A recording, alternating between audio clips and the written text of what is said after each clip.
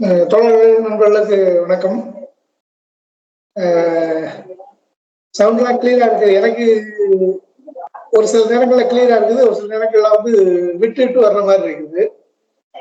எனக்கு என்னுடைய நெட்டு லைன்ல எதுவும் பிரச்சனை இருக்குதா என்னன்னு தெரியல. சரி, ஓகே, நம்ம முன்னாடி போவோம். இப்போ குற்றவியல், புதிய குற்றவியல் சட்டங்கள் அப்படின்னு சொல்லி கடந்த ஆண்டு அறிவிச்சு கடந்த ஆண்டு நிறைவேற்றி அதை இப்போ வந்து ஜூலை 1ல இருந்து நடைமுறை கொண்டு வந்திருக்கிறாங்க. இந்த சட்டம் குறித்து பெரிய விமர்சனங்கள் வந்து வந்திருக்குது. வழக்குரைஞர்கள் வந்து தொடர்ச்சியா எதிர்ப்புகளை தெரிவிச்சிட்டு இருக்கிறாங்க. எல்லா நிகழ்வுகளையும் போல தமிழ்நாட்டுல வந்து இது விரிவான போராட்டங்களும் எதிர்ப்புகளும் நடந்துட்டு இருக்குது. பிற மாநிலங்களை பொறுத்தவரையில அந்த அளவுக்கு பெருசா எதுவும் இல்லை.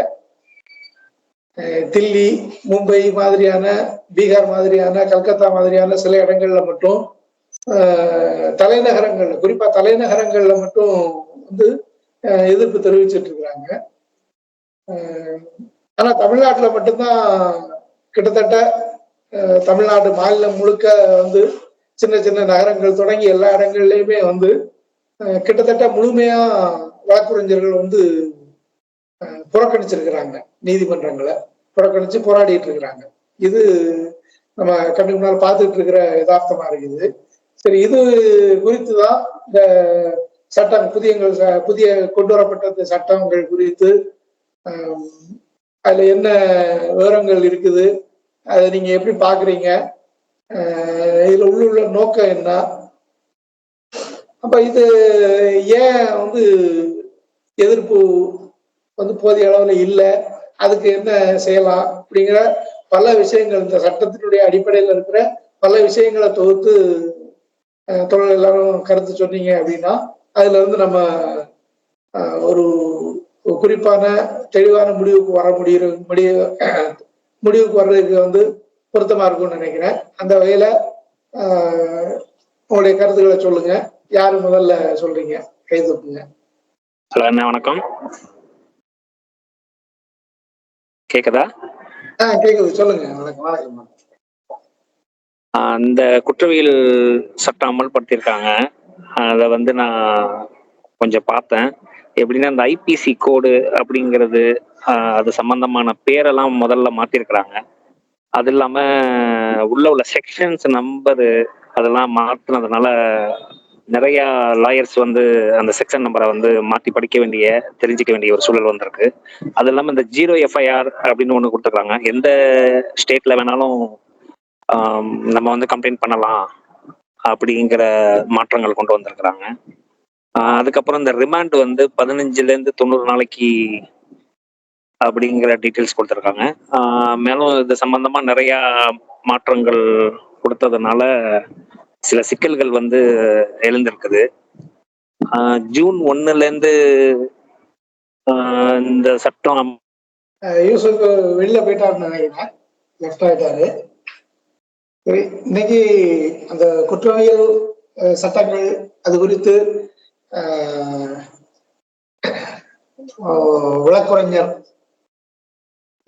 செல்வா அவர்கள் வந்து ஒரு பெரிய தயாரிப்புல இருக்கிறாங்க. இன்னைக்கு வந்து செல்வா அவர்கள் தான் வந்து சிறப்புரையாற்ற அழைக்கிறோம்.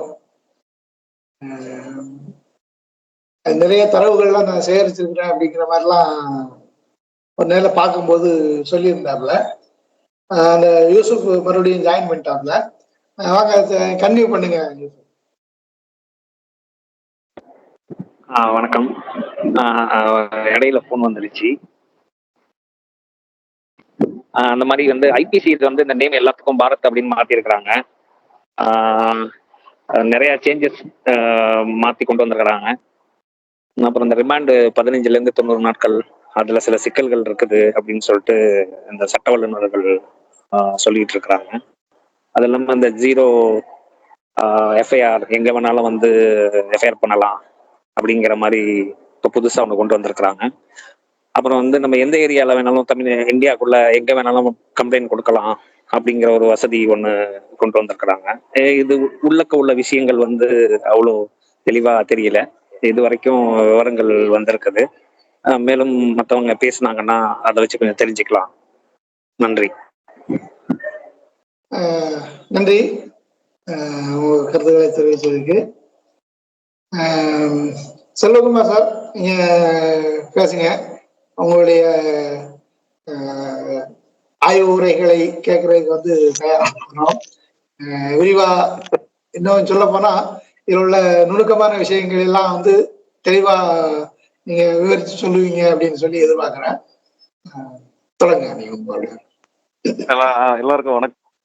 சார் சொன்ன மாதிரி கொஞ்சம் டைம் ஷார்டேஜா இருந்ததுனால என்னால முடிஞ்ச அளவு ப்ரிப்பேர் பண்ணியிருக்கேன். நீங்க எதிர்பார்க்குற அளவுக்கு அவ்வளோ பெரிய இது கூட இல்லை. பட் தேவைப்பட்டா கூட இன்னொரு செஷன்ல கூட தெளிவா சொல்றேன். பட் எனக்கு தெரிஞ்ச அளவுல உள்ளதை நம்ம பார்ப்போம். இப்போ வந்து பாத்தீங்கன்னா இந்த சட்டம் வந்து பாத்தீங்கன்னா போன வருஷமே எனாக்ட் பண்ணிட்டாங்க. 3 சட்டங்கள் போன வருஷமே எனாக்ட் பண்ணிட்டு அது இப்போ வந்து நமக்கு அமலுக்கு வந்திருக்கு. அமலுக்கு வரும்போது பாத்தீங்கன்னா இதுல என்ன அடிப்படையில் அவங்க சொல்றாங்க அப்படின்னு சொன்னா, இப்ப இருக்கக்கூடிய பாரதிய ஜனதா இது கவர்மெண்ட் வந்து என்ன சொல்லுது, பிரிட்டிஷ் இயற்றப்பட்ட சட்டம் இந்திய நாட்டுக்கு அப்படிங்கக்கூடியது இருக்கக்கூடாது. அன்னைக்கு பிரிட்டிஷர்ஸ் வந்து அவங்கள இந்தியாவில் இருக்கக்கூடிய அவங்களோட சப்ஜெக்ட்ஸ் தான், நம்ம அவங்க மாஸ்டர்ஸ், நம்ம சப்ஜெக்ட்ஸ். அந்த மாதிரி அவங்களோட ஆதிக்கத்தை செலுத்துறதுக்காக நிறைய விஷயங்கள் பண்ணியிருந்தாங்க. அது எதுவுமே இந்தியாவை சார்ந்த இது கிடையாது. அந்த வேல்யூஸ் ஆஃப் லாஸ் அப்படி இருக்கட்டும், ஸ்பிரிட் ஆஃப் த லாவா இருக்கட்டும், லெட்டர் ஆஃப் த லாவா இருக்கட்டும், எல்லாமே பிரிட்டிஷ் தன் கலோனியை வந்து கையாளுறதுக்கு ஏற்ற மாதிரி வடிவமைக்கப்பட்ட சட்டம் அப்படிங்கிறத சொன்னாங்க. அப்போ அதுக்கு மாற்றாக முழுக்க முழுக்க இந்திய சூழ்நிலைகளை சார்ந்து இருக்கணும். அதே மாதிரி அது என்ன அப்படின்னு சொல்றாங்கன்னா, நம்ம வந்து டிட் ஃபார் டேட் அப்படின்ற ஜுடிஷியல் சிஸ்டம் நமக்கு கிடையாது. ரிஃபார்மேட்டிவ் சிஸ்டம் தான் கடந்த ஐபிசி, சிஆர்பிசி, இதில் இருக்குது, இந்தியன் எவிடன்ஸ் ஆக்ட்ல இருக்குது. டிட் ஃபார் டேட் அப்படிங்கிறது இன்னைக்கும் சரியத்து சார்ந்த சட்டங்கள் நிறைய இஸ்லாமிய நாடுகள்ல இருக்குது. உயிருக்கு உயிர் தான் பலி அப்படிங்கிற பதில் அப்படின்றது மாதிரி இருந்தது. நம்ம பழைய ஐபிசி இது போல உள்ள சிஸ்டம்ஸ் எல்லாம் பார்த்தீங்கன்னு சொன்னா, அந்த குற்றவாளிக்கு தண்டனையும் கொடுக்கணும், அதே நேரத்துல அவரை திருத்தி இந்த சமுதாயத்துல சரியா இண்டெக்ட் பண்ணி அவரை வந்து ஒரு இது கொடுக்கணும், வாய்ப்பு கொடுக்கணுங்கக்கூடியது. எக்ஸ்ட்ரீம் கேசஸ்ல தான் இந்த மரண தண்டனை போன்ற விஷயங்கள்லாம் சொல்லப்பட்டிருக்கும்.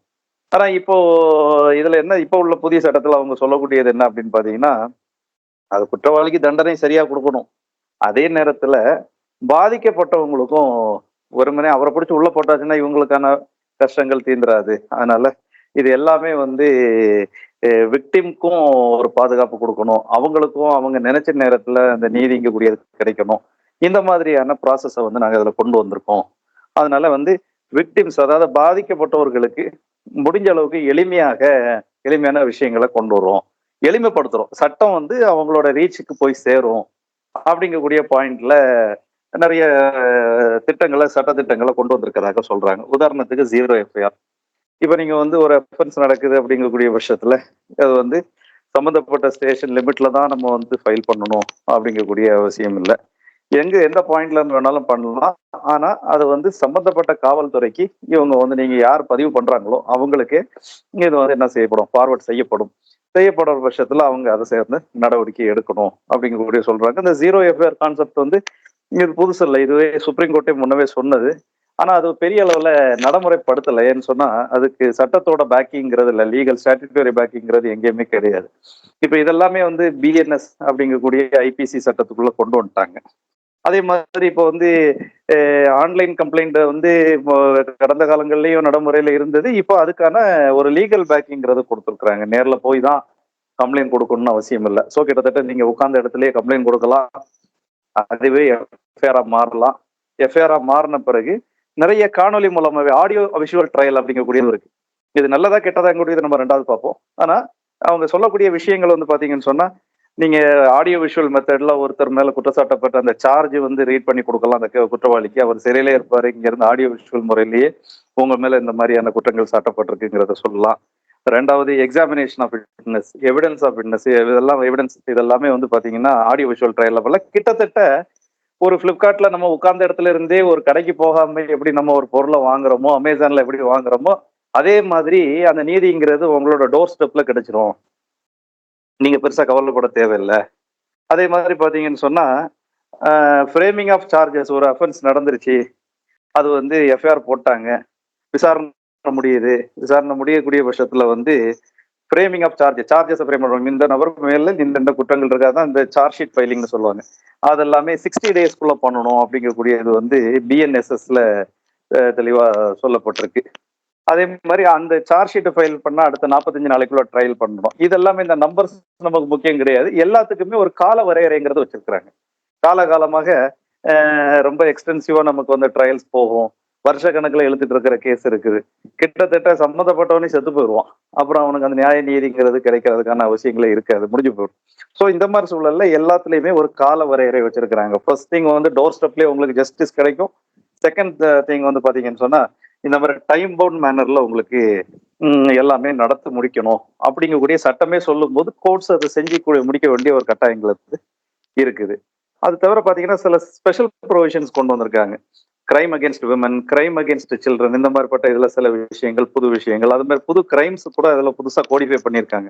முன்னெல்லாம் ஒரு பெண்ணை வந்து ஒருத்தர் திருமணம்ங்கிறது வந்து பண்ணிக்கிறேன்ற மாதிரி சொல்லி அவங்கள வந்து ஏமாத்திடுவாங்க. இந்த மாதிரி செக்ஸ் இதெல்லாம் வச்சுட்டு இது பண்ணிடுவாங்க.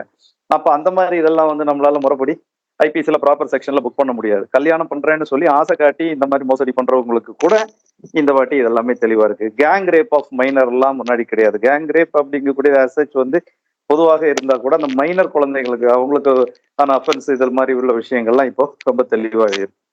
இதே மாதிரி பாத்தீங்கன்னா மாப் லிஞ்சிங் அப்படிங்கிற வடநாடுகள்ல இது ரொம்ப அதிகமா நடக்கும். குறிப்பா வந்து இந்த இந்துத்துவா இருக்கக்கூடிய ஊர்கள்ல பாத்தீங்கன்னு சொன்னா மாட்டுக்கறி சில இது ஊர் மாநிலங்கள்ல தடை செய்யப்பட்டிருக்கும்.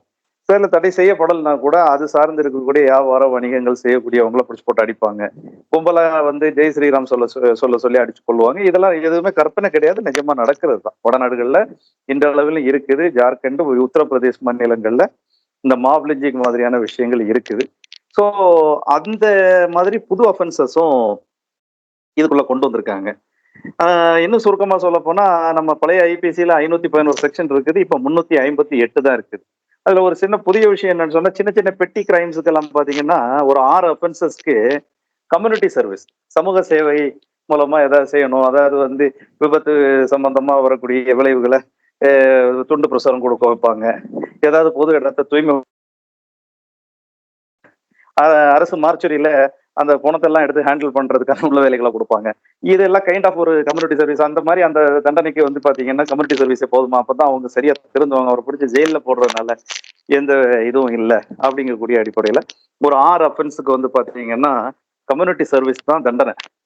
ஒரு 41 செக்ஷன்ஸ்ல வந்து ஏற்கனவே பழைய ஐபிசில உள்ள அஃபென்ஸை விட சொல்லப்பட்டிருக்கக்கூடியதை வந்து பனிஷ்மெண்டோட தன்மையை வந்து இன்க்ரீஸ் பண்ணியிருக்கிறாங்க. இன்க்ரீஸ் பனிஷ்மெண்ட் ஒரு 82 அஃபென்ஸுக்கு வந்து பாத்தீங்கன்னா பெனால்டி இம்போஸ் பண்றதை வந்து இன்க்ரீஸ் பண்ணியிருக்கிறாங்க. ஸோ சில தண்டனைகளுக்கு சட்டங்களை கடுமையாக்கி இருக்கிறாங்க. சில சாதாரணமான பெட்டி அஃபென்சஸ்க்கு ஒரு கம்யூனிட்டி சர்வீஸ் அப்படிங்கக்கூடியது சொல்லியிருக்கிறாங்க. இது தவிர வந்து பாத்தீங்கன்னா ட்ரையல் ஆரம்பிச்சாச்சு அப்படின்னு சொன்னா அதுல வந்து 2 அட்ஜாயின்மெண்ட்டுக்கு மேல வாங்க முடியாது. இல்லாட்டி நம்ம வழக்கறிஞர் நம்ம வந்து கேஸ் கொடுத்துருப்போம், சரியா பண்ணுவார் அப்படின்ற நம்பிக்கையில இருப்போம். அவர் பாட்டுக்கு வாய்தாவா வாங்கிட்டு இருப்பாரு. இனி அது மாதிரிலாம் பண்ண முடியாது. சார்ஜ் ஷீட் 180 டேஸ்க்குள்ள பண்ணணும். 180 டேஸ்ல சார்ஜ் ஷீட் முடிஞ்சிருச்சு அப்படின்னு சொன்னா அடுத்த 14 நாளைக்குள்ள மேஜிஸ்ட்ரேட் அதை வந்து என்ன பண்ணணும், அது மேல காக்னிசன்ஸ் பண்ணிட்டு என்ன பண்ணணும், அந்த ட்ரையலை இனிஷியேட் பண்றதுக்கான வேலை பார்க்கணும். இப்படி இந்த மாதிரி கால நிர்ணயங்கள் நிறைய இருக்கு. இது எல்லாமே வந்து ஒரு பாதிக்கப்பட்ட ஒரு கம்ப்ளைனண்ட்டுக்கு சாதகமாக கொடுக்கப்பட்டிருக்கிறது. ஆனா இப்ப இங்க நம்ம பார்க்கக்கூடிய ஒரு விஷயம் என்னன்னு சொன்னா இந்த கம்ப்ளைனண்ட் விக்டிம்னு நம்ம சொல்லக்கூடிய எல்லாம் இந்த நபர் எப்பவுமே உண்மையாவே அவர் நியாயமான நபரா தான் இருப்பாரா அப்படிங்கக்கூடிய பார்வையில் பார்க்கணும். நியாயமான கம்ப்ளைனண்ட், நியாயமான விக்டிமா இருந்ததுன்னா இந்த மாதிரி சட்டங்கள் வந்து உங்களுக்கு நியாயத்தை மட்டும் கொடுக்கும். நமக்கு இப்ப இங்க இருக்கிறது வந்து ஒரு கரப்ட் சிஸ்டம். போலீஸா இருக்கட்டும், ஜுடிஷியரியா இருக்கட்டும், இந்த மாதிரியான விஷயங்கள்ல யாராவது ஒருவர் வந்து ஃபால்ஸாவே ஒரு கம்ப்ளைண்ட் கொடுத்து அதை யாரையாவது ஒருத்தரை டார்கெட் பண்ணி பண்ணாருன்னு சொன்னா, இதே டைம் பவுண்ட் மேனர்ல, இதே குறிப்பிட்ட அந்த டைம் லிமிட்டுக்குள்ள ஒருத்தரை வந்து பாதிப்புக்குள்ளாக்க முடியுமான்னா நிச்சயமா அதுக்கு இங்க வழி இருக்கு. அதுதான் பார்க்கணும். விக்டிம்னு சொன்ன உடனே நம்ம வந்து அசம்ஷன் வந்து நல்லவர்களை மட்டும்தான் நம்ம விக்டிம்ன்ற பேரை வச்சுக்கிட்டு கூட மிஸ்யூஸ் பண்றதுக்கும் இதுல வாய்ப்புகள் வந்து பாத்தீங்கன்னா நிறைய இருக்கு. இப்போ இந்த சட்டத்தோட நன்மைகளை இவ்வளவு பார்த்தோம். இப்ப இந்த விக்டிம் அல்லது கம்ப்ளைண்ட்ங்க கூடியது ஒரு ஏமாற்று பேர் வழியாக இருக்கிறார், ஒரு மோசடி பேர் வழியாக இருக்கிறார், இல்ல தனக்கான எதிரியை ஒருத்தர் தேர்வு செய்து வச்சுட்டு அந்த எதிரியை ஒழிக்கணுங்க கூடிய ஒரு தன்மையோட நடந்துக்கிறாரு அப்படின்ற பார்வையில பாருங்க இந்த சட்டத்தோட இதெல்லாமே தெரியும். உதாரணத்துக்கு பாத்தீங்கன்னா ஆர்டிகிள் 124A ஒண்ணு இருந்தது, செடிஷன். செடிஷன்னா waging war with the state, அரசுடன் போர் தொடுப்பது அப்படிங்கக்கூடிய ஒரு விஷயம். இது வந்து இவ்வாறாக வந்து அன்னைக்கு பிரிட்டிஷர் வந்து அன்னைக்கு அவங்களுக்கு கீழே ஆட்சி, அவனோட ஆதிக்கத்துக்கு கீழே இருந்தவங்கள அடக்கி வைக்கிறதுக்காக இப்படி ஒரு சட்டத்தை கொண்டு வந்திருந்தான், 124A ஐபிசி. இது வந்து கான்ஸ்டிடியூஷனலி நாட் வேலிட்னு சொல்லி சுப்ரீம் கோர்ட் ஸ்ட்ரைக் டவுன் பண்ணிருச்சு. இப்ப நம்மளுங்க இதுல விட்டாங்களா அப்படின்னா கிடையாது. அந்த செடிஷன்ற சட்டத்தை எடுத்துட்டு ட்ரீசன் அப்படிங்கக்கூடியதை கொண்டு வந்திருக்கிறாங்க. அரசின் மேல் சூழ்ச்சி செய்வது, அரசை வந்து கவிழ்ப்பது, அரசுக்கு இது நெருக்கடி கொடுப்பது, இதெல்லாம் ட்ரீசன் சார்ஜஸ். இந்த 124A சுப்ரீம் கோர்ட் இது பண்ணிருச்சு அப்படின்றதுனால ட்ரீசன் அப்படிங்கக்கூடிய ஒரு புது டெபினிஷன் மூலமாக அதே விஷயத்த வேற, அதாவது ஓல்டு ஒயின் இன் நியூ பாட்டில்ன்றவாங்க அந்த மாதிரி கொண்டு வந்துட்டாங்க.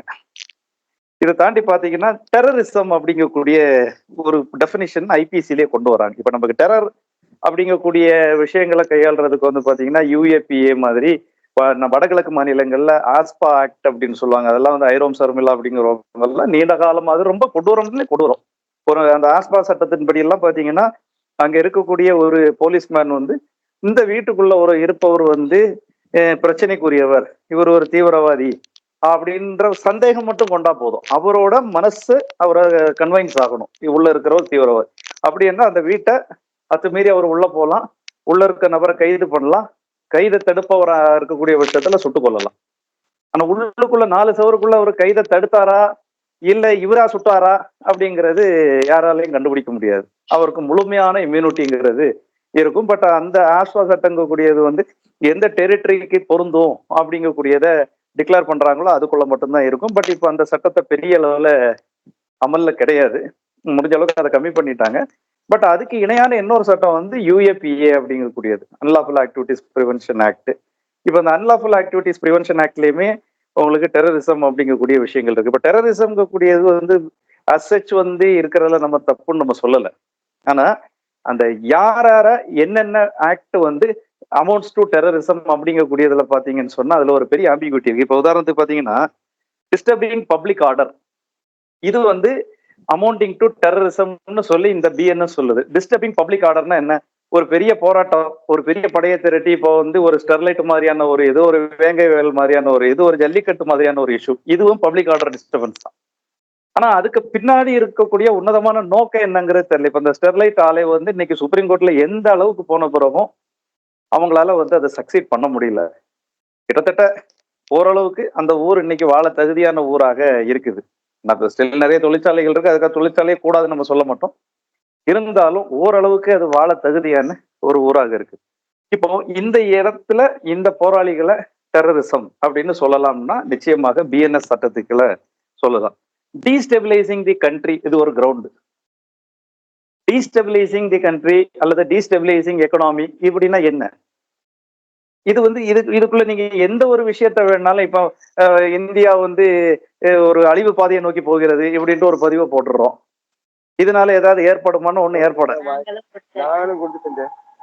இதனால வேலைக்கு இருப்பது ஊட வேலைக்கிற முளைச்ச பிற்பாடு 2 பக்கம் வயக்காட்டுல இடத்துக்கு வாங்கிட்டு அது இன்னும் ஒரு வயல் இருக்கு. ஹலோ, ஆமா. இப்போ இந்த மாதிரியான வேக் டேர்ம்ஸ், வேக் டெபினிஷன்ஸ் இதெல்லாம் தான் டெரரிசம் அப்படிங்கக்கூடியது இங்க சொல்லி இருக்கிறாங்க.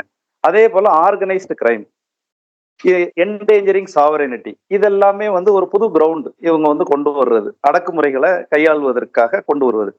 ஆர்கனைஸ்டு கிரைம்னா அந்த திட்டமிட்ட ஒரு குற்றம் அப்படிங்கக்கூடியத சொல்லுவாங்க. எதெல்லாம் அந்த திட்டமிட்ட குற்றம் அப்படிங்கக்கூடியது எல்லாம் அவங்க வசதி வாய்ப்புக்கு ஏற்ற மாதிரி அந்த டெபினிஷன்ஸ் ப்ராட் ஆக்கி இருக்கிறாங்க. அந்த என்டேஞ்சரிங் சாவரன்டி, இப்போ நீங்க வந்து இனிமேல் ஒரு முறை ஒரு அடுத்து ஒரு மோடி வரும்போது கோபேக் மோடி போட்டா கூட இது கூட நீங்க சாவரன்டினா இந்திய இறையாண்மை எப்படி மோடிக்கு பிறந்தோம்னா அது அவங்க வைக்கக்கூடியதுதான் வரிசை. ஏன்னு சொன்னா அவர் தான் அந்த நாட்டை நிர்வகிக்கிறாரு, அவர் தான் இங்க இருக்கக்கூடிய பிரதம மந்திரி.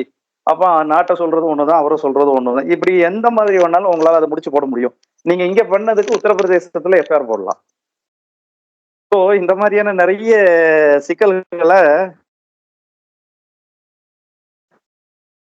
அதுக்கு அடுத்தபடியா பாத்தீங்கன்னா டிஸ்கிரிஷன் வந்து ப்ராசிக்யூஷனுக்கும் போலீஸுக்கும் கொடுத்துருக்காங்க. உதாரணத்துக்கு இப்போ இந்த ஐபிசி இங்க கூட்டிட்டு சொல்லக்கூடிய இந்த பிஎன்எஸ்லயும் டெரரிசம், ஆர்கனைஸ்டு கிரைம் இந்த மாதிரியான விஷயங்கள் இதுல சொல்லப்பட்டிருக்கு.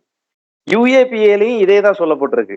இப்போ ஒரு அஃபென்ஸ் நடந்துருச்சு, இப்ப இந்த நபரை வந்து கையாளணும், சட்டத்தின்படி கையாளணும் அப்படிங்கும்போது இந்த பிஎன்எஸ்க்கு கீழே இவரை புக் பண்ணலாமா இல்ல யுஏபிஏ கீழே புக் பண்ணலாமா? யுஏபிஏ கீழே புக் பண்றதுல என்னன்னு சொன்னா பெரிய சிக்கல் இருக்குது. ஈஸியா பெயிலுங்கிறது கிடைக்காது.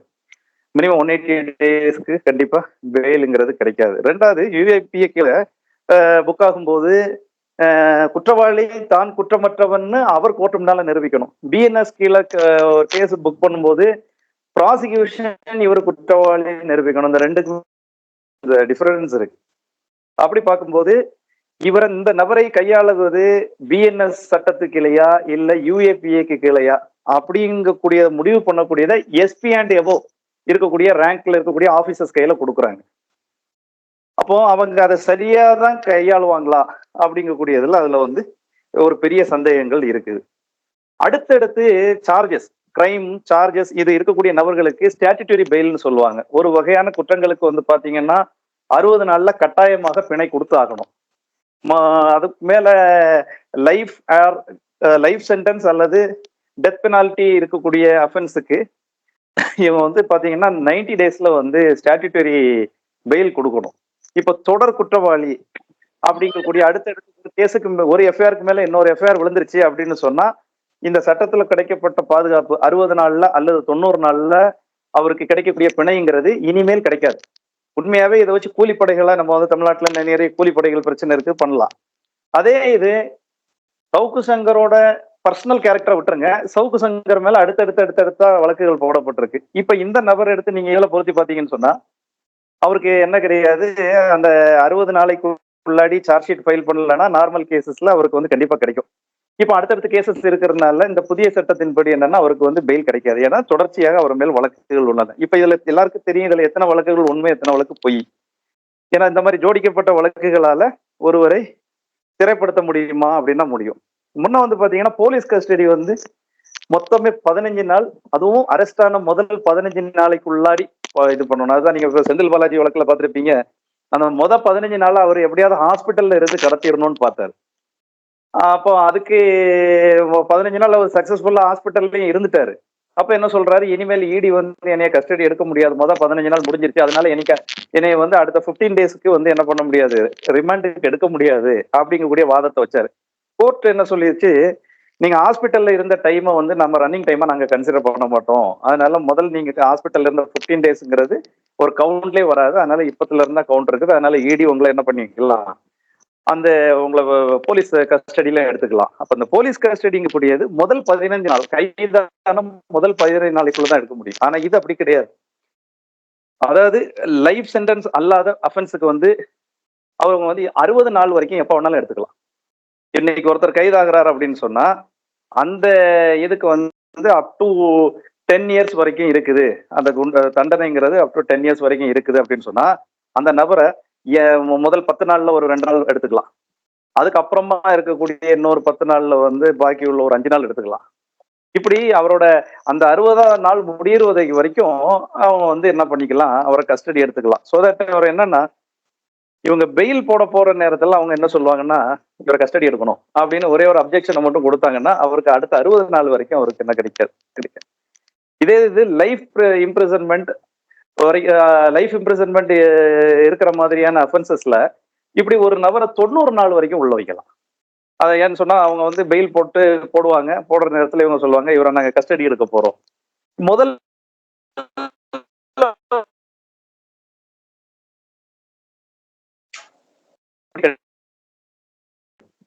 இந்த சட்டம் உங்களுக்கு வந்து மிஸ்யூஸ் பண்றதுக்கு வாய்ப்பு இருக்கான்னா நிச்சயமாக வாய்ப்பு இருக்குது. அவர் பாட்டுக்கு பெயில் வாங்கிட்டு வெளியே போலான்னு நினைக்கும் போது இவன் போய் என்ன பண்ணுவாங்கன்னா, அந்த முதல் 60 நாளைக்குள்ள எப்ப வேணாலும் அவங்க வந்து நாங்க இந்த மாதிரி கஸ்டடி எடுக்க போறோம்னு ஒரு வார்த்தை சொன்னாங்கன்னா அவங்களுக்கு பெயில் கிடைக்காது. இல்ல முதல் 90 டேஸ்க்குள்ள கேட்க போறாங்கன்னா அதுவும் கிடைக்காது. ஸோ இந்த மாதிரியான பிரச்சனைகள் இருக்குது.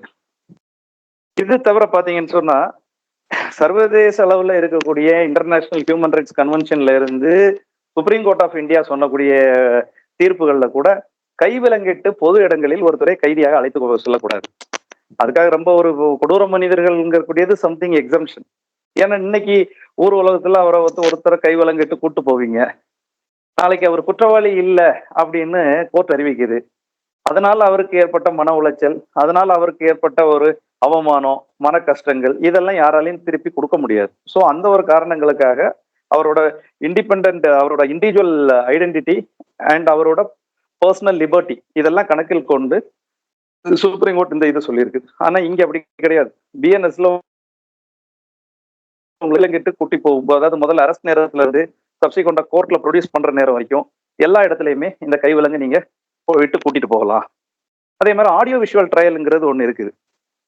அதாவது அந்த ஃப்ரேமிங் ஆஃப் சார்ஜஸ் அப்படிங்கக்கூடியது ஒன்று வரும். முதல்ல வந்து ஒரு கேஸ் அப்படிங்கிறது வருதுன்னா ஃபர்ஸ்ட் ஒரு கம்ப்ளைண்ட்டை சார்ந்து ஒரு எஃப்ஐஆர் சார்ந்து அடுத்து வந்து என்னன்னா இன்வெஸ்டிகேஷன் பண்ணுவாங்க. இன்வெஸ்டிகேஷனுக்கு அடுத்தால வந்து சார்ஜ் ஷீட் ஃபைல் பண்ணணும். சார்ஜ் ஷீட் ஃபைல் பண்றதுக்கு முன்னாடி ஒரு நபருக்கு மேல நீங்க இந்த குற்றச்சாட்டு உங்க மேல வைக்கப்பட்டது, நீங்க இந்த மாதிரி விஷயங்கள் செஞ்சிருக்கிறீங்க அப்படிங்கக்கூடியத அவங்களுக்கு சொல்லிட்டு அப்படியே சார்ஜ் ஃப்ரேம் பண்ணுவாங்க. இந்த சார்ஜ் ஃப்ரேம் பண்ற நேரத்துல அந்த மனிதரை வந்து கோர்ட்ல ப்ரொடியூஸ் பண்ணி மேஜிஸ்ட்ரேட் முன்னாடி நிப்பாட்டி தான் அவங்க பண்ணுவாங்க. இந்த விஷயங்கள் எல்லாம் உங்க மேல குற்றச்சாட்டு வந்து எங்களுக்கு விசாரணையில உறுதியா இருக்கு, தீர்ப்புல உறுதியாகல விசாரணையில உறுதியா இருக்குன்னு சொல்லி படிச்சு காட்டுவாங்க. இப்போ அந்த ரீடிங் ஆஃப் சார்ஜ் வந்து என்ன பண்ணிடலாம்னா ஆடியோ விஷுவல்ல பண்ணிடலாம்.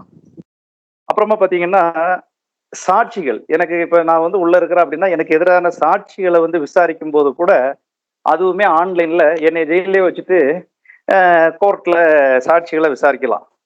எனக்கு எதிரான ஆதாரங்களை வந்து ரெக்கார்ட் செய்யும் போது கூட அதையுமே பண்ணிடலாம். கிட்டத்தட்ட அப்ப நம்ம முதல்ல சொன்ன மாதிரி இது எல்லாமே வந்து ஒரு ஆன்லைன் சர்வீஸ் மாதிரி நடந்தா கூட நியாயமாக எனக்கு வழங்கப்பட வேண்டிய உரிமை, ஒரு ட்ரையல்ல நானோ என்னோட வழக்கறிஞரோ நீதிமன்றத்துல இருந்து நம்ம சொல்லக்கூடிய விஷயங்கள்ங்கிறது வேற. இவன் நம்மளை போட்டு விட்டு வீடியோல போட்டு விட்டு மியூட் போட்டு விட்டுருப்பான், இல்ல வீடியோல போட்டு விட்டுட்டு இங்க இன்டர்நெட் கனெக்டிவிட்டி சரியா இருக்காது. நம்மளோட சொல்ல வேண்டிய நம்மளோட உரிமை, சட்ட ரீதியாக ஒரு குற்றவாளிக்கு இருக்கக்கூடிய ஒரு உரிமையை கூட அங்க நம்ம வந்து சொல்ல முடியாத ஒரு சூழலை இந்த ஆடியோ விஷுவல் மெத்தடுங்கிறது. இந்த மாதிரியான சூழ்நிலைகளை இது வந்து பார்க்கும்போது இந்த சட்டமானது மக்களுக்கு வந்து நியாயமானவர்களுக்கு நல்ல விளைவுகளையும் நல்ல தீர்ப்புகளையும் நல்ல ஒரு நிவாரணத்தையும் கொடுக்கும்.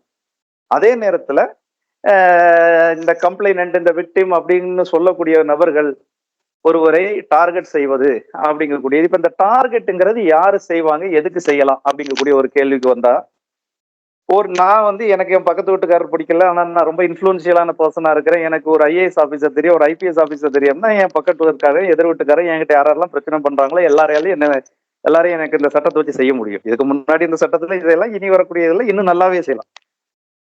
சரி, இதை தாண்டி வந்து எதிராளிகளை ஒடுக்குறது யார் அப்படின்னு பாத்தீங்கன்னா அதுலதான் அரசு அப்படின்னா அரசு பயங்கரவாதங்கள்ல நிறைய இடங்கள்ல நம்ம பாக்குறோம். அவங்க செய்யலாம்னா நிச்சயமாக செய்யலாம். அதுல 100% அதுல அவங்களுக்கு வேணா அதிகாரங்கள் இருக்கு. இப்போ உதாரணத்துக்கு பாத்தீங்கன்னா மகாராஷ்டிரால இதே மாதிரி ஒரு சட்டம், இப்போ யூஎபிஏ இருக்குது ஆல்ரெடி. அதை தாண்டி வந்து பாத்தீங்கன்னா இப்போ பிஎன்எஸ் இருக்குது. பிஎன்எஸ்லயும் உங்களுக்கு டெரரிசம், எக்ஸ்ட்ரீமிசம், அது இது எல்லாமே புது டெபினிஷன் கொடுத்தோம்னா இதை தாண்டி ஒரு ஸ்பெஷல் ஆக்ட் வந்து மகாராஷ்டிரால எனாக்ட் பண்ணியிருக்கிறாங்க, அர்பன் நக்சல்ஸ். இவங்களோட பிரச்சனை என்னன்னு சொன்னா அவங்களுக்கு எதிர்கருத்து வைப்பவர்களை ஆன்டி இண்டியனுமா அர்பன் நக்சலுமா, இது இவங்களுக்கு உண்டான ஒரு இது. இப்போ இதுலயே பாத்தீங்கன்னு சொன்னா நம்ம இஸ்லாமிய சகோதரர்கள் நிறைய இருந்தாலும், நம்ம நண்பர்கள் இருந்தாலுமே அதுல சில அடிப்படை சிந்தனை உடையவர்கள் என்ன சொல்லுவாங்கன்னா, மாடரேட்டா இருக்கக்கூடிய மக்களை பார்த்து அவன் பிராக்டிஸ் பண்ணக்கூடியதை பார்த்து இவனுக்கு அது ஒத்து வரலையா உடனே சொல்லுவாங்க ஆன்டி இஸ்லாமா. இதே போல மாதிரி இங்க ஒரு கும்பல் இருக்குது, என்ன ஒரு விஷயம் செய்யலனாலும் அவனுக்கு பிடிக்கல அப்படின்னா அவனோட ஸ்டாண்டர்டு ஒத்து வரலான்னு யுவர் ஆன்டி இந்தியன். இந்த மாதிரி வந்து இந்த ஸ்டிக்கல் எது அவங்களோட கொள்கைக்கு ஒத்து வரல இவங்க அனைவரையுமே ஆன்டி இந்தியன், அர்பன் நக்சல் இந்த மாதிரியான விஷயத்த வந்து உடனடியாக இது பண்ணலாம். அப்ப அப்படியாப்பட்ட சூழல்ல கான்ஸ்டிடியூஷன்ல நமக்கு நிறைய உரிமைகள் கொடுக்கப்பட்டிருக்கு. குறிப்பா வந்து ஆர்டிகல் 19 வந்து ஆர்டிகல் 19 கிளாஸ் 1 கிளாஸ் ஏல இருந்து அது டவுன் தி லைன் வந்து பாத்தீங்கன்னா ஒரு 6, 7, 8 ரைட்ஸ் வந்து முக்கியமான ரைட்ஸ். இது வந்து உங்களுக்கு right to get legal advice. இதுவும் உங்களுக்கு இந்த ஆர்டிகல் 19 உங்களோட ஸ்டேட்மெண்ட்ல வாங்கி உங்களுக்கு எதிராக பயன்படுத்தாம இருக்கிறது. அதாவது ரைட் அகெயின்ஸ்ட் செல்ஃப் இன்கிரிமினேஷன் அப்படிங்கக்கூடியதுன்னா உங்க வாயில இருந்தே இப்போ உங்களுக்கு எதிராக ஸ்டேட்மெண்ட் வாங்கி அதை உங்களுக்கு எதிராக பயன்படுத்தாது இருத்தல், அது கூட உங்களுக்கு கான்ஸ்டிடியூஷன்ல சொல்லப்பட்டிருக்கு.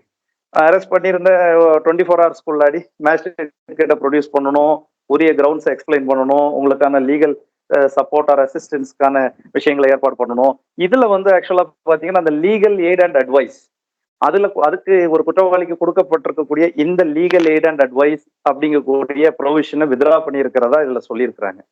அப்போ அட்வொகேட் வைக்க முடிஞ்சவங்க வைக்கலாம். ஒருவேளை ஒருவருக்கு அட்வொகேட் இல்லை அப்படின்னு சொன்னா பழைய சட்ட திட்டங்கள் படி ஃப்ரீ லீகல் எய்ட் சர்வீஸ்ங்கிறது ஒரு டீம் எப்பவுமே ஒரு கோர்ட்ல இருக்கும். இப்போ அந்த மாதிரி விஷயங்கள் அதில் கொடுக்க கூடாது அப்படின்னு சொல்லப்பட்டதாக சொல்லியிருக்காங்க. இனி கொஞ்சம் தெளிவான ஆராய்ச்சி அதில் தேவை. ஸோ இப்போ கான்ஸ்டியூஷன்ல இந்த விஷயங்கள்லாம் பண்ணணும்னு சொன்ன பிறகு கூட இங்க வந்து நமக்கு அதுக்கான அதை பறிமுதல் செய்யறதுக்கான விஷயங்கள் நிறைய இருக்குது. அப்பரண்டா பார்த்தா இதை நம்ம குற்றவாளிகளுக்காக சொல்லல. அதாவது இங்க குற்றம் சாட்டும் நபர் ஒரு பொய்யான நோக்கத்தோட செய்தால் அதுக்கு இந்த சட்டம் இடம் கொடுக்குமானா கொடுக்கும்.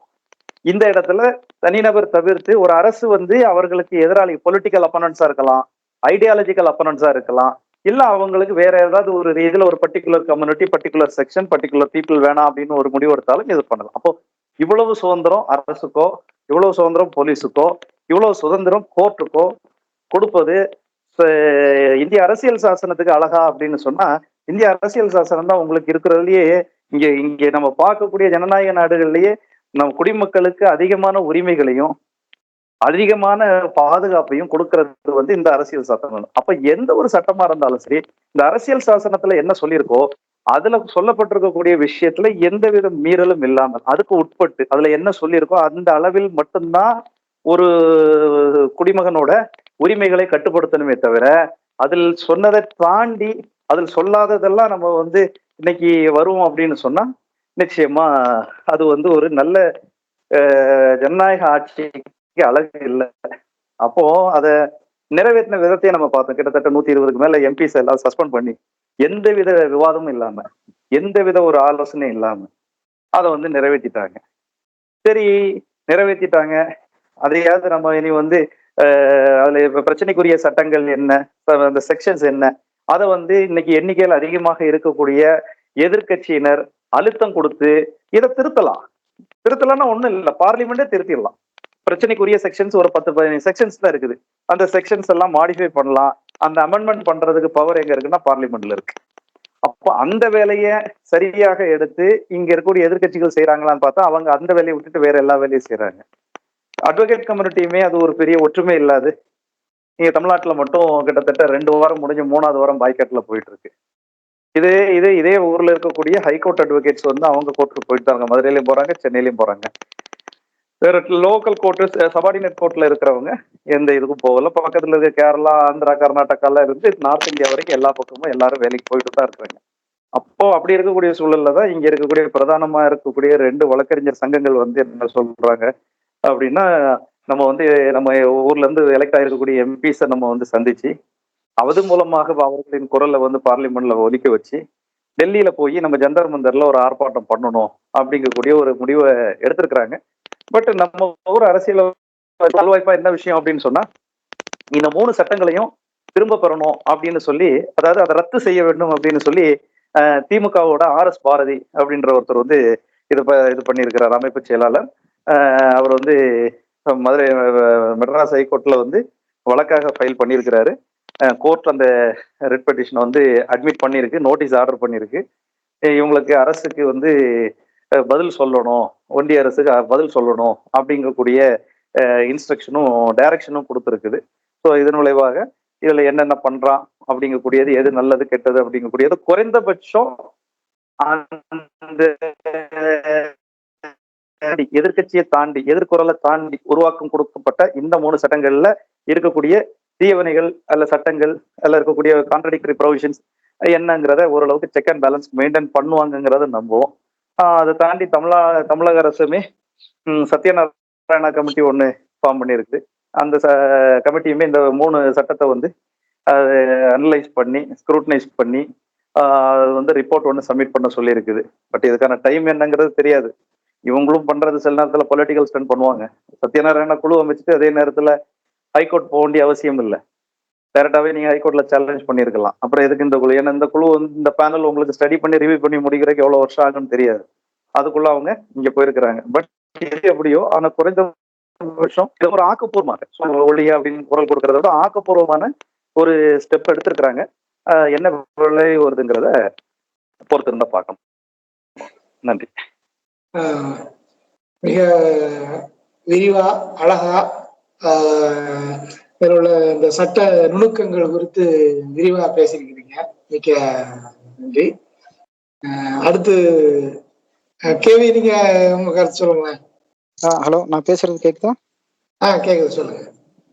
ஓகே அவரு செல்வகுமார் வந்து ரொம்ப சிறப்பா விளக்குனாரு. நிறைய புதிய விஷயங்களை வந்து சொன்னாரு. முன்னாடியே வந்து நிறைய தயாரிச்சு சொல்லியிருக்கிறது. மிக்க நன்றி. நிறைய இன்ஃபர்மேஷன் தெரிஞ்சுக்கிட்டாம இருந்தது. அவருக்கு என்னுடைய பாராட்டுகளையும் தெரிவிச்சுக்கிறேன். குறிப்பா இந்த குற்றவியல் சட்டங்கள், புதிய 3 சட்டங்கள் வந்து நடைமுறைப்படுத்தின விதம், அதோ அவங்களுக்கு அதுக்கு சொன்ன காரணங்கள், இதெல்லாமே வந்து பாத்தீங்கன்னா ஒரு போலியான ஒரு விஷயமா தான் நான் பாக்குறேன். குறிப்பா பாத்தீங்கன்னா அந்த சட்டங்களை நடைமுறைப்படுத்தும் போது எதிர்கட்சிகளோட 146 எம்பிக்கள் சஸ்பெண்ட்ல இருந்தாங்க.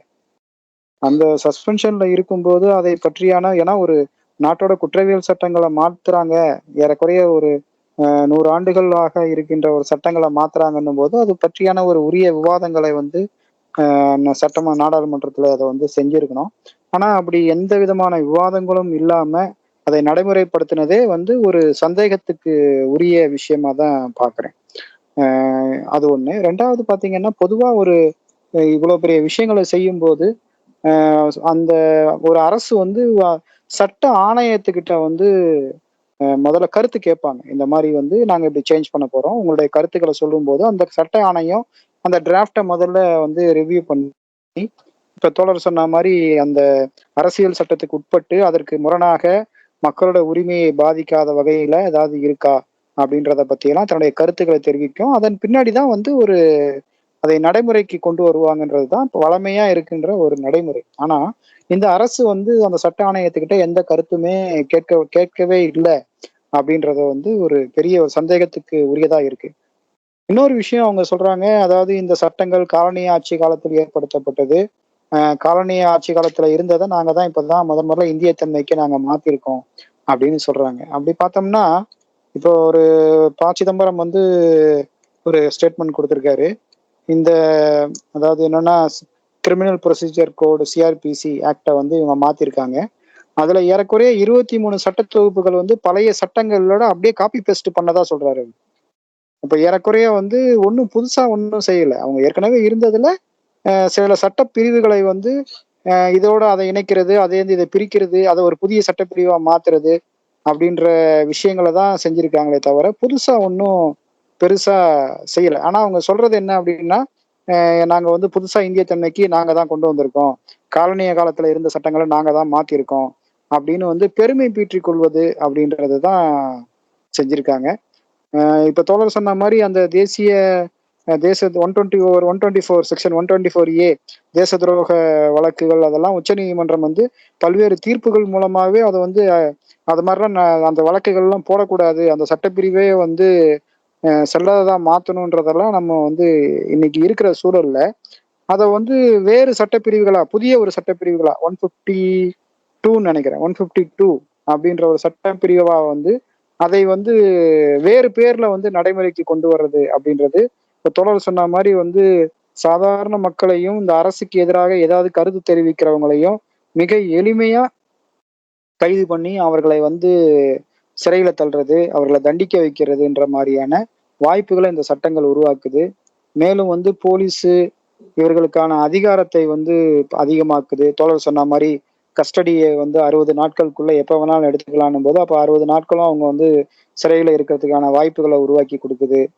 அப்படி வந்து அப்போ இதுல வந்து ஒட்டுமொத்தமா நான் என்ன பாக்குறேன் அப்படின்னா, இன்னைக்கு வந்து நாடு முழுக்க வந்து போராட்டங்கள் பல்வேறு விதங்கள்ல வந்து பரவிட்டு வந்துட்டு இருக்கு. அரசுக்கு எதிரான விமர்சனங்களை வந்து சாதாரண அறிவுஜீவிகள் கூட வைக்கிறாங்க. சாதாரண மக்கள், பொதுமக்கள் இப்ப இன்னைக்கு தமிழகத்துல கூட நீங்க பாத்தீங்க அப்படின்னா இந்த சட்டங்களுக்கு எதிராக ஒரு போராட்டங்கள் வந்து நடந்துகிட்டு இருக்கு. அப்ப இது மாதிரி போராடுகின்ற சமூகங்களை மிக எளிமையா, தனிநபர்களை மிக எளிமையா வந்து தண்டிக்கிறதுக்கான வாய்ப்பை இந்த சட்டங்கள் கொடுக்குது. இப்போ முன்னாடி பாத்தீங்கன்னா நீங்க வந்து உத்தரப்பிரதேசத்துல ஒரு அரசுக்கு எதிராக ஒரு கருத்து தெரிஞ்சுட்டோம்னா அவங்க வீட்டுல போய் புல்டோசர் நிற்கும். அப்ப அதை நம்ம பேசும்போது என்னப்பா ஒரு அரசு வந்து புல்டோசர் கொண்டு போலாமா அப்படின்னு வந்து சொல்லுவாங்க. ஆனா இப்ப வந்து இந்த சட்டங்கள் வந்து சட்டப்பூர்வமா வந்து யாரை வேணாலும் கைது பண்ணலாம், யாரை வேணாலும் வந்து குற்றவாளியா மாற்ற முடியும், குற்றம் சாட்ட முடியும் அப்படின்ற நிலைமைய ஏறக்குறைய புல்டோசர் மாதிரி வந்து இந்த இந்தியா முழுக்க இந்த சட்டங்களை கொண்டு வருது. மேலும் வந்து இன்னைக்கு நம்ம வந்து பாத்தீங்கன்னா பல நீதிமன்ற தீர்ப்புகள் வந்து பாத்தீங்கன்னா பல்வேறு விஷயங்களை வந்து பல்வேறு வழக்கறிஞர்கள் போராடி சில மக்களுக்கான தீர்ப்புகளை வந்து உருவாக்கி கொடுத்துருக்காங்க.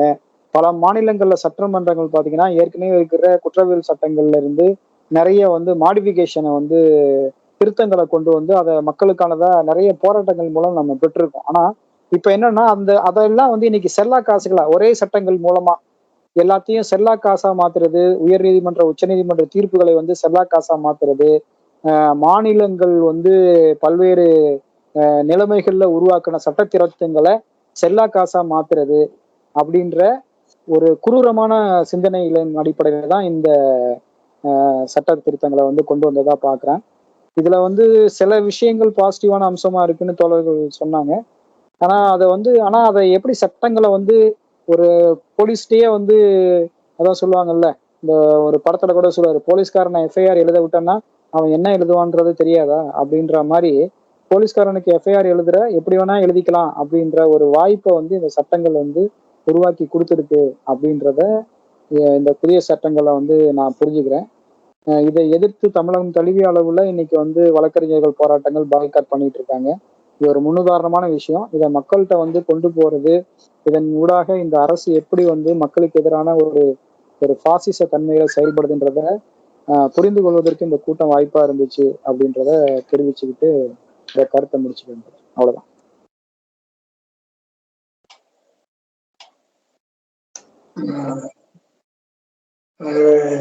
சட்ட திருத்தங்க சட்ட மாற்றங்களுடைய பின்னணி குறித்து நல்ல தெளிவா சொல்லியிருந்தீங்க. நன்றி. அடுத்து ஆனந்த் இப்ப பேசலாமா நீங்க? வணக்கம் தோழர்.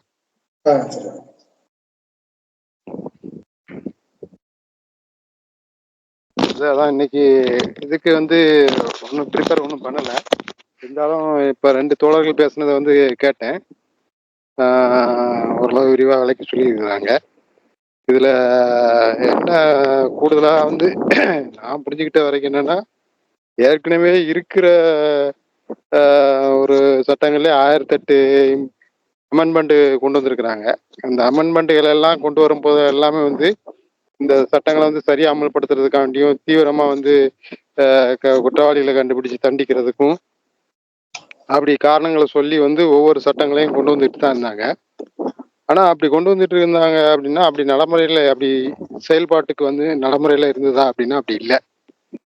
இவங்க எவ்வளோதான் சட்டம் கொண்டு வந்தாலும் இதுவரைக்கும் நடந்த அனுபவங்கள் எல்லாமே என்னென்னா எல்லாம் வந்து ஒரு எப்படி சொல்கிறது, ஒரு பழி வாங்கிறதுக்கும் ஒரு அப்பாவி சப்பாய்களை வந்து வந்து சிக்க வச்சு தண்டனை கொடுக்கறதா தான் வந்து நிறைய விஷயங்கள் அப்படி நடந்திருக்குது. உண்மையான குற்றவாளிகள் வந்து இருக்கிற வாய்ப்புகளை பயன்படுத்தி தப்பிச்சு போயிட்டு இருக்க மாதிரி தான் இருந்துகிட்டு இருக்குது. எந்த விதமான குற்றங்களும் வந்து குறைஞ்சிருக்கா, ஊழல்கள் குறைஞ்சிருக்கா அப்படின்னா அப்படி இல்லை.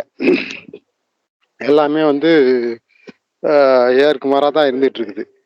அந்த அடிப்படையில் இனி புதுசாகவும் வந்து இவங்க என்ன ஆணியை பிடுங்கிடுவாங்க, புதுசாக ஒரு சட்டத்தை கொண்டு வந்தாலும் அப்படின்னா அப்படி எதுவும் வாய்ப்பு இல்லை அப்படிங்கிற மாதிரி தான். ஏன்னா அதுக்கு காரணம் என்னன்னா இவங்களுக்கு அப்படியான ஒரு நோக்கமே கிடையாது அப்படிங்கிறது தான். ஏற்கனவே இருந்த ஆட்சியாளர்களும் சரி, இப்போ இருக்கிற ஆட்சியாளர்களும் சரி வந்து அவங்களோட நோக்கம் வேற ஒன்றா தான் இருக்குது. ஜனநாயகமே இல்லாத ஒரு ஆட்கள்கிட்ட வந்து நம்ம வந்து ஜனநாயகமாக அமல்படுத்திடுவாங்க, நியாயமாக செயல்படுவாங்க அப்படின்னு சொல்லி எதிர்பார்க்கறதுக்கு எதுவுமே இல்லை. அந்த அடிப்படையில் தான் வந்து இதை பார்த்துருக்கேன். இனிமேல் வந்து அது அப்படிதான் இருக்குது. அதான் புரிஞ்சிருக்கேன் தோழர். இது வரைக்கும் மற்ற தோழர்கள் பேசுனது வந்து தான் வந்து நான் கேட்டிருக்கிறேன். என்னோட புரிதல் அப்படி இருக்குது இது வரைக்கும் இருந்ததில்ல. அது அப்படியில ஒரு முற்போக்கான விஷயமா தமிழ்நாட்டில் மட்டும் அதுக்கு வந்து ஒரு எதிர்ப்பு எப்பவுமே இருந்துகிட்டு இருக்குது அப்படிங்கிறது ஒரு பாராட்டுக்குரிய விஷயம். மற்றபடி இவங்க என்ன நோக்கத்துக்கு இந்த நட்ட சட்டத்தை கொண்டு வந்த வழிமுறைகள், அதை நிறைவேற்றின விதம் எல்லாமே வந்து ஜனநாயகத்துக்கு அப்பாற்பட்டு இருக்குது. ஒரு பாசிசவாதிகள் கையில வந்து ஒரு அவங்க நியாயமா வந்து செயல்படுவாங்கன்னு சொல்லி எதிர்பார்க்கறதுக்கு எந்த விதமான முகாந்திரமும் இல்லை. அது அந்த நோக்கத்தோட அவங்க வந்து கொண்டு வந்துக்கிட்டதா வந்து நாங்கள் நியாயமா வந்து இந்தியாவுக்கான ஒரு சட்டமா கொண்டு வந்திருக்கிறோம் அப்படின்னு சொல்லிக்கிட்டாலும் அவங்க அப்படி செயல்படுவாங்கங்கிறதுக்கு எந்த விதமான ஏற்கனவே இருக்கிற சட்டங்களை அவங்க எப்படி அமல்படுத்துறாங்கிற விதத்துல இருந்தும் இனி அவங்க என்ன பாதையில போயிட்டு இருக்காங்க அப்படிங்கிற புரிதல்ல இருந்தும் இது நியாயமா செயல்படுறதுக்கு எந்த விதமான வாய்ப்பும் இல்லைங்கிறது தான் நம்ம புரிஞ்சுக்க வேண்டியது இருக்கு. அப்படிதான் நான் புரிஞ்சிருக்கேன் தோழர். ஓகே, இதுதான் என்னோட கருத்தை பதிவு பண்றேன். ஓகே,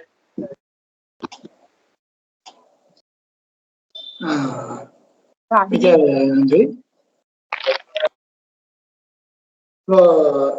நான் என்னுடைய புரிதல்கள் சில இருக்கு, அதை சொல்லலாம்னு நினைக்கிறேன்.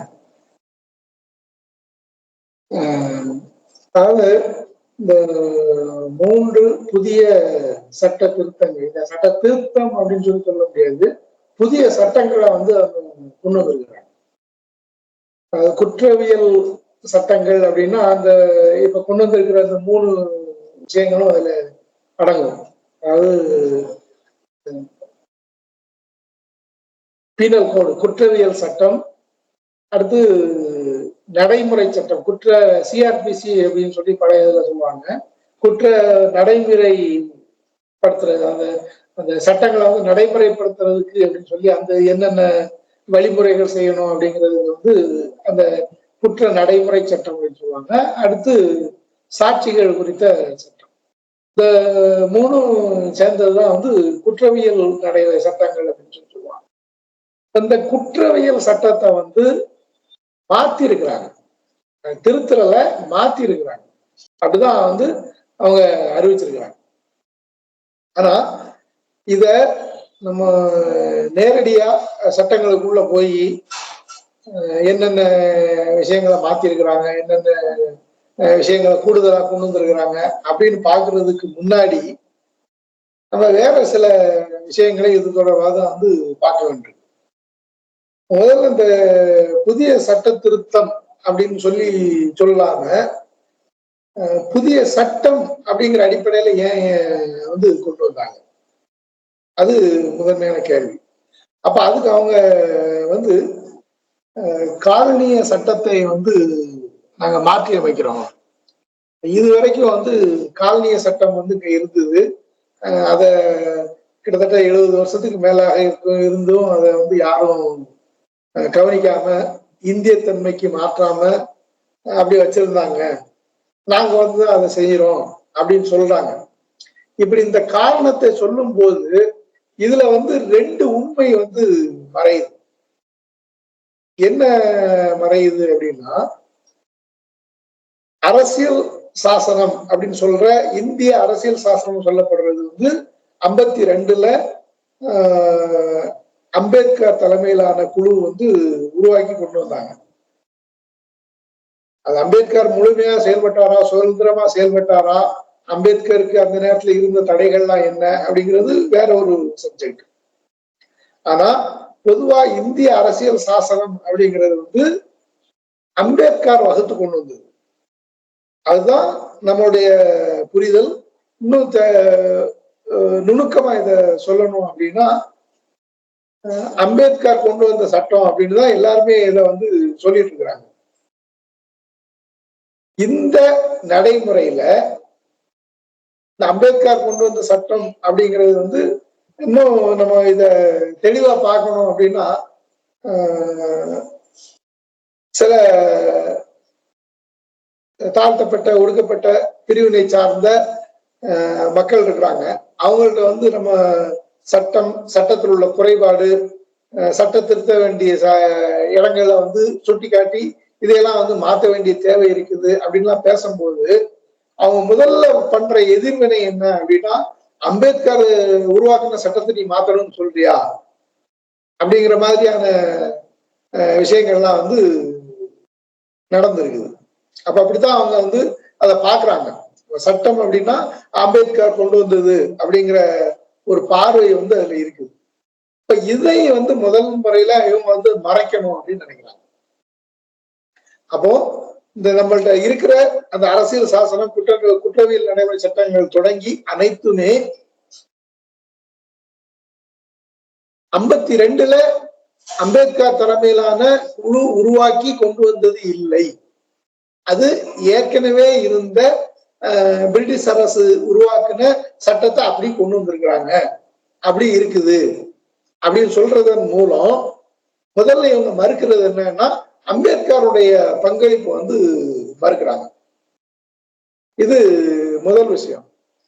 ரெண்டாவது, அம்பேத்கர் கொண்டு வந்த இதுக்கு பிறகு அந்த கடந்த 70 ஆண்டு காலத்துல நூற்றுக்கணக்கான முறை வந்து சட்டத்தை வந்து திருத்தி இருக்கிறாங்க. கூடுதல் அம்சங்கள் சேர்க்கிறது, இல்லாத விஷயங்களை வந்து புதுசா உருவாக்குறது, ஏற்கனவே இருக்கிறத வந்து வேற விதமா மாற்றி அமைக்கிறது, இப்படி பல திருத்தங்கள் வந்து நடைமுறைக்கு வந்திருக்கு. அப்ப இந்த திருத்தங்கள்லாம் வந்து இவ்வளவு காலம் நடந்துகிட்டே இருக்கிற போது, அப்ப இந்த திருத்தங்கள் குறித்து பொதுவான பார்வை என்ன அப்படின்னா, ஏற்கனவே உருவாக்கப்பட்ட சட்டத்துல தேவைப்படும் காலத்துல, தேவைப்படும் பொழுதுல, தேவைப்படும் விதத்துல மாற்றங்களை செய்து கொள்றது வந்து ஏற்புடையது அப்படிங்கிறது பொதுவான பார்வையா இருந்தது. அப்ப இதையும் வந்து அவங்க மறுக்கிறாங்க. அப்ப இதுவரைக்கும் வந்து சட்டம்லாம் திருத்தப்படல, மாற்றப்படல, நாங்க தான் இதை புதுசா செய்யறோம் அப்படிங்கிறது இந்த மாதிரி, அதாவது சட்ட திருத்தம் அப்படின்னு சொல்லி கொண்டு வராம புதிய சட்டம் அப்படின்னு சொல்லி கொண்டு வர்றதனுடைய நோக்கம் வந்து இதுதான். ஏற்கனவே பழைய சட்ட பிரிவுகளை எல்லாம் மாத்தி புதிய சட்ட பிரிவுகள் அப்படின்னு சொல்லி ஏற்கனவே முன்னாடியே நிறைய வந்திருக்கு. அப்போ இப்பவும் அவங்க செஞ்சிருக்கிறது வந்து இந்த மாதிரியான மாற்றங்கள் தான். புதிய சில சட்ட பிரிவுகளை கொண்டு வந்திருக்கிறாங்க, பழைய சட்டங்களை வந்து கூட்டுறது, குறைக்கிறது, மாத்துறது, சேர்க்கிறது, பிரிக்கிறது, இந்த மாதிரியான வேலைகளை வந்து செஞ்சிருக்கிறாங்க. அப்போ இது ஏற்கனவே பல முறை நடைமுறையில இருந்திருக்குது. நூற்றுக்கணக்கான முறையில அந்த சட்டத்தை வந்து மாத்திருக்கிறாங்க. அப்போ ஏற்கனவே அப்படி நடந்துட்டு இருக்கிற அதனுடைய தொடர்ச்சியா இப்ப புதுசா வேற சில விஷயங்களை வந்து அவங்க கொண்டு வர்றாங்க. அப்போ இத வழக்கமான சட்ட திருத்தம் அப்படின்னு கொண்டு வர்றதுதான் சரி. ஏன் அப்படின்னா, இந்த குற்ற சட்டத்துல சற்றேறக்குறைய 75-80% வந்து எந்த மாற்றமும் இல்லாம அப்படி தொடருது. மாற்றி இருக்கிறது அப்படின்னு 15-20% தான். அப்ப இத வந்து ஏன் புதிய சட்டம், நாங்க ஏற்கனவே இருந்த காலனி ஆதிக்க காலத்துல இருந்ததை வந்து தூக்கி போட்டுட்டு புதுசா நாங்க கொண்டு வர்றோம் அப்படின்னு சொல்றதனுடைய காரணம் என்ன? அதுதான் வந்து நம்ம பார்க்க வேண்டிய விஷயம் தான். இப்போ இந்த சட்டத்தை நடைமுறைப்படுத்தின விஷயத்துக்கு வருவோம். அது எல்லாருமே நீங்க அதை குறிப்பிட்டு சொல்லியிருக்கிறீங்க. இந்த சட்டத்தை நடைமுறைக்கு கொண்டு வரும்போது அவையில வந்து எதிர்கட்சி உறுப்பினர்களே கிடையாது. உங்களுக்கு நினைவு இருக்கும்னு நினைக்கிறேன், அந்த கலர் பொடி அதை வீசி பார்வையாளர் மாடத்துல இருந்து அந்த கலர்பொடியை வீசிட்டு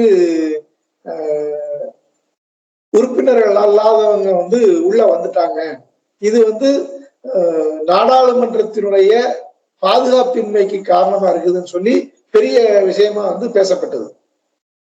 அன்றைக்கு அப்படி கலர் பொடியை வீசினவங்க யாரோட சஜஷன்ல வந்தாங்க அப்படின்னா பாஜக உறுப்பினர்களுடைய சஜஷன்ல தான் அவங்க உள்ள வந்திருக்கிறாங்க. அப்ப இது குறித்து பெரிய அன்னைக்கு விவாதம் எதுவும் நடக்கல. ஆனா என்ன நடந்தது அப்படின்னா பாராளுமன்றம் தாக்கப்பட்டது மாதிரியான ஒரு பிம்பத்தை காங்கிரஸே வலிந்து உருவாக்குனாங்க. அங்கு பேசப்பட்ட விஷயம் வேலையின்மை அப்படிங்கிறது தான். ஆனா அதையெல்லாம் அவங்க 2வது இடத்துக்கு தள்ளிட்டு ஒதுக்கி வச்சுட்டு பாதுகாப்பு அப்படிங்கிற விஷயத்த மட்டும்தான் முன்னிறுத்தினாங்க. அப்போ அப்படி முன்னிறுத்தி அந்த விவாதத்தை கூட சரியா முறைப்படி கையாளாம எதிர்கட்சி உறுப்பினர்களை பூரா கூண்டோட வெளியேற்றினாங்க. அப்படி வெளியேற்றிய அந்த காலகட்டத்தில் தான் இத மாதிரி இன்னும் 12 சட்டங்களை புதுசா அறிவிச்சாங்க, புதிய திட்டங்களை. அப்ப அதுலதான் இந்த புதிய சட்டமும் கொண்டு வந்தாங்க. இதுல பெரும்பாலும் இந்த சட்டத்தை கொண்டு வரும் போது எதிர்ப்பு தெரிவிச்சது அப்படின்னா பேரை சமஸ்கிருத பேரா கொண்டு வந்திருக்கிறாங்க, அது புரியாது அப்படிங்கிற மாதிரிலாம் முதல் எதிர்ப்பு அப்படிங்கிறது அந்த இடத்துல இருந்துதான் தோணுச்சு. இதையும் கூட அவங்க திட்டமிட்டு தான் செஞ்சிருக்கிறாங்க அப்படிங்கிற மாதிரி தான் பாக்குறோம். என்ன அப்படின்னா அவங்க உள்ள மாத்திருக்கிற நடைமுறைகளை அதுக்குள்ள விவாதம் போகக்கூடாது, அப்படி இல்லாம மேலோட்டமா பேரு சமஸ்கிருத பேரு இப்படித்தான் அந்த விவாதம் நிக்கணுமே தவிர இன்னும் நுணுக்கமா போகக்கூடாது அப்படிங்கிறது தான் அவங்களுடைய நோக்கம். அந்த நோக்கத்தின் அடிப்படையில இருந்துதான் அவங்க சமஸ்கிருத பேரை உள்ள கொண்டு வந்திருக்காங்க. இப்போ இதுதான் அவங்க உள்ள கொண்டு வந்ததுடைய முறையற்ற தன்மையில இருக்கு. இப்போ இந்த கொண்டு வர்றதுக்கான நோக்கம் என்ன, ஏன் இத சட்ட திருத்தம் அப்படின்னு சொல்லாம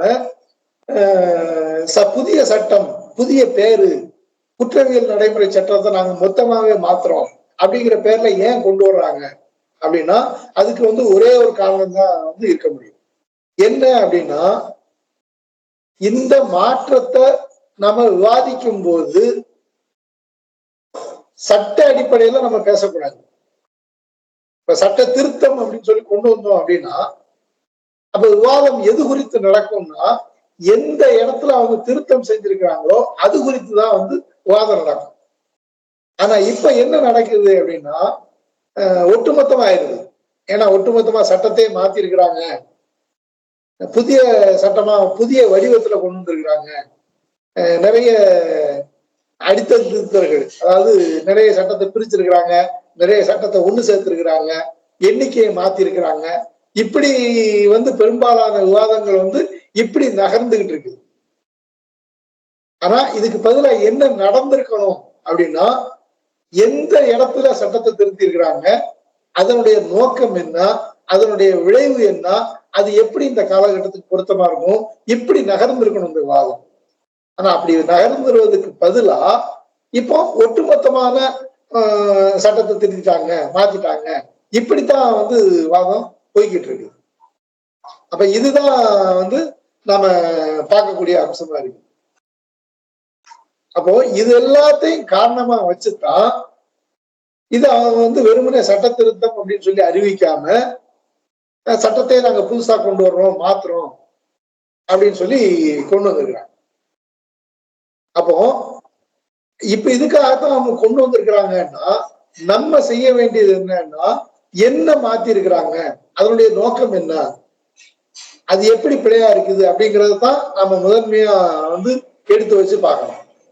அந்த அடிப்படையில பார்த்தோம்னா ஏற்கனவே நான் சொன்னது மாதிரி 80% சட்ட பகுதிகள் அப்படியே தான் இருக்குது, எந்த மாற்றமும் செய்யப்படலை. அதாவது வெறுமனே அந்த சட்ட தலைப்புகளை பிரிச்சு சேர்த்து வச்சிருக்கிறாங்க, அதுதான் நடந்திருக்குதே தவிர வேற பெரிய விஷயங்கள் எதுவும் நடக்கல. அப்போ அந்த 15% திருத்தம் என்ன செய்யுது, எதை நோக்கமா கொண்டிருக்குது அப்படிங்கறதுதான் நம்ம பார்க்க வேண்டிய விஷயமா இருக்கு. இப்போ இன்னொரு கோணத்துல இருந்தும் வந்து இதை நம்ம பார்க்க வேண்டும்.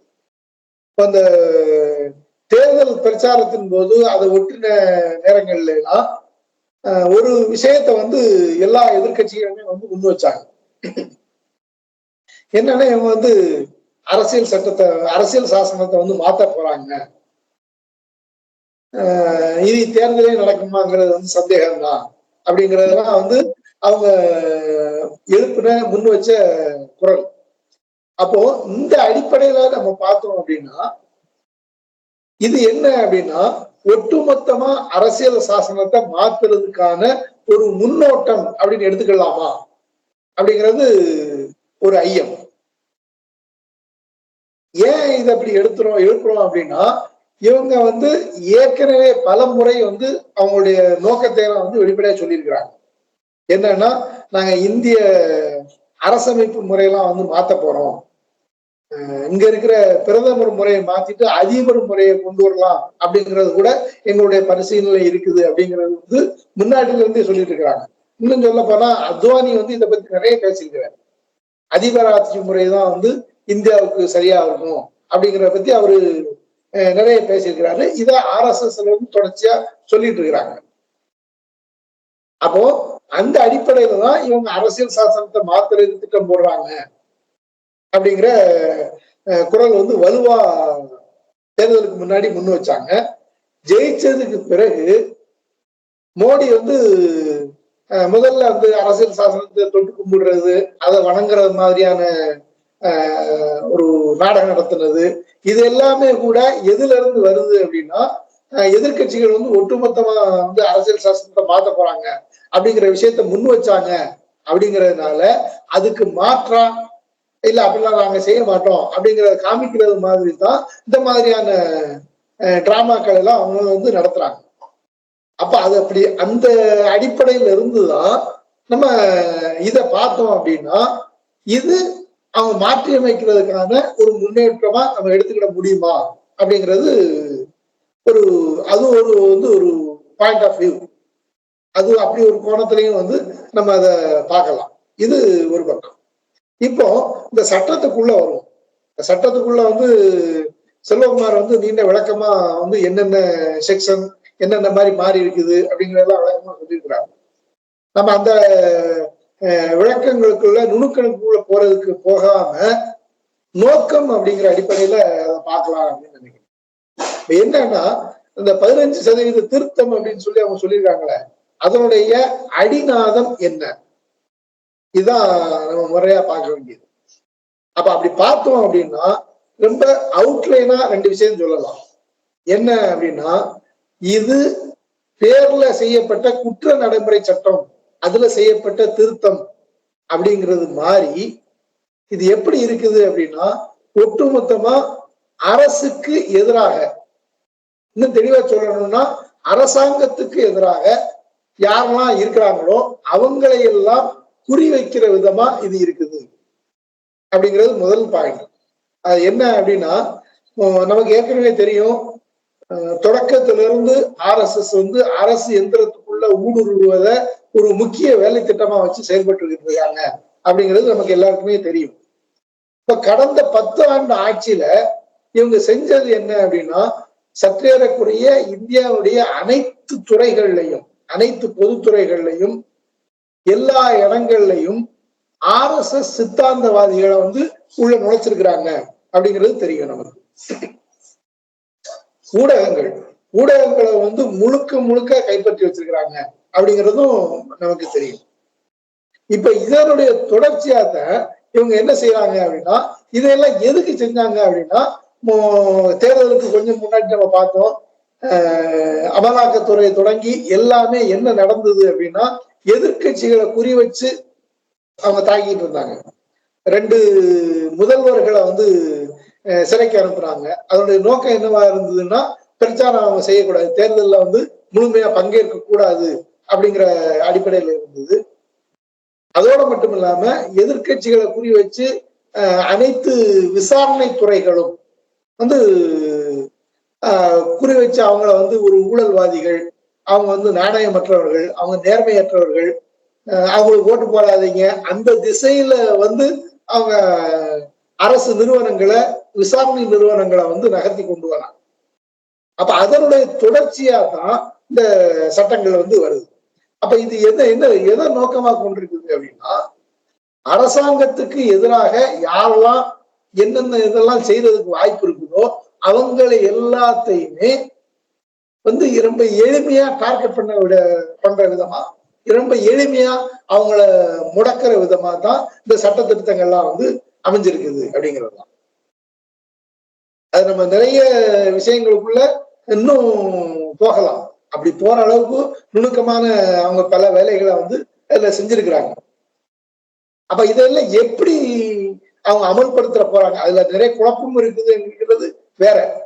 அந்த குழப்பங்கள் எல்லாம் மீறி இதை எப்படி அவங்க அமல்படுத்துவாங்க அப்படின்னா எதிர்கட்சிகளுக்கு எதிராக அமல்படுத்துவாங்க. நம்ம ஏற்கனவே பார்த்திருக்கிறோம், அமலாக்கத்துறையில இருந்து விசாரணை அமைப்புகள் அத்தனையுமே ஒரு பிற கட்சிகள்ல இருந்து இதுக்கு மாறி வந்துட்டாங்க அப்படின்னா எந்த நடவடிக்கையும் இருக்காது. அது வாஷிங் மிஷின் அப்படின்லாம் வந்து சொல்லிட்டு இருந்தாங்க. அதே மாதிரியான ஒரு விஷயம் வந்து இந்த குற்ற நடைமுறைகள்லையும் வந்து வரும். அமலாக்கத்துறையை வச்சு மிரட்டினது மாதிரி இந்த குற்ற நடவடிக்கை சட்டத்தின் மூலம் மாத்துவாங்க. ஏன் அப்படின்னா இன்னொரு நம்ம குறிப்பான விஷயத்த வந்து இதுல பார்க்க வேண்டியிருக்கு. என்ன அப்படின்னா, நம்ம ஊப்பா ஆக்ட் பத்திலாம் பேசணும், அன்லாஃபுல் ஆக்ட் அப்படின்னு சொல்லி. அப்போ அதெல்லாம் என்ன குண்டாஸ் போடுறாங்க, ஊப்பா போடுறாங்க, இல்ல தடா புடான்னு சொல்லி முன்னாடி நிறைய சட்டங்கள்லாம் இருந்தது. இதெல்லாம் என்ன அப்படின்னா இதெல்லாம் வந்து சிறப்பு சட்டங்கள். அப்ப சிறப்பு சட்டம்னா இந்த சிறப்பு சட்டத்தை யார் மேலேயாவது சுமத்தணும் அப்படின்னா அதுக்கு வந்து காவல்துறை அல்லாத வேறு அதிகாரிகள் வந்து ஒப்பமிடணும், அதை ஏத்துக்கிடணும். குண்டாஸ் போடணும்னா கலெக்டர் தான் போட முடியும். ஊப்பா போடணும் அப்படின்னா அது கலெக்டர் ரேஞ்சில் இருக்கிற அதிகாரிகள் தான் போட முடியும். காவல்துறை நேரடியாக அந்த சட்டத்தை வந்து யார் மேலேயும் வந்து போட முடியாது. இதனாலதான் அது வந்து சிறப்பு சட்டங்கள் அப்படின்னு சொன்னாங்க. அது வந்து நீண்ட காலத்துக்கு நடைமுறை இருக்காது, ஒரு குறிப்பிட்ட காலத்துதான் அந்த சிறப்பு சட்டங்கள்லாம் நடைமுறையில் இருக்கும். ஆனா இப்ப அந்த நடைமுறை அப்படியே மாத்தி இந்த சிறப்பு சட்டங்கள்ல இருக்கிற அத்தனை விஷயங்களையும் அப்படி இந்த குற்றவியல் சட்டத்துக்குள்ள ஐபிசிக்குள்ள கொண்டு வந்துட்டாங்க. இதுதான் வந்து முதன்மையான மாற்றம். இந்த மாற்றம் ஏன் கொண்டு வர்றாங்க அப்படின்னா ரொம்ப எளிமையா எதிர்கட்சிகளை வந்து டார்கெட் பண்ண முடியும் அப்படிங்கிற அடிப்படையில இருந்துதான் இத வந்து அவங்க கொண்டு வந்திருக்காங்க. இது முதல் விஷயம்னா. ரெண்டாவது விஷயம் என்ன அப்படின்னா, காவல்துறைக்கு வந்து அபரிமிதமான அதிகாரத்தை வந்து வழங்கியிருக்கிறாங்க. அதுல நிறைய விஷயம் இருக்குது. குறிப்பா எஃப்ஐஆர்ல வந்து எந்த இடத்துலயும் எஃப்ஐஆர் போடலாம் அப்படிங்கறத வந்து 2-3 தோழர்கள் சுட்டி காட்டினாங்க. ஆனா இதுல முதன்மையா பார்க்க வேண்டியது என்ன அப்படின்னா, எஃப்ஐஆர் போடாம போலீஸால தவிர்க்க முடியும்.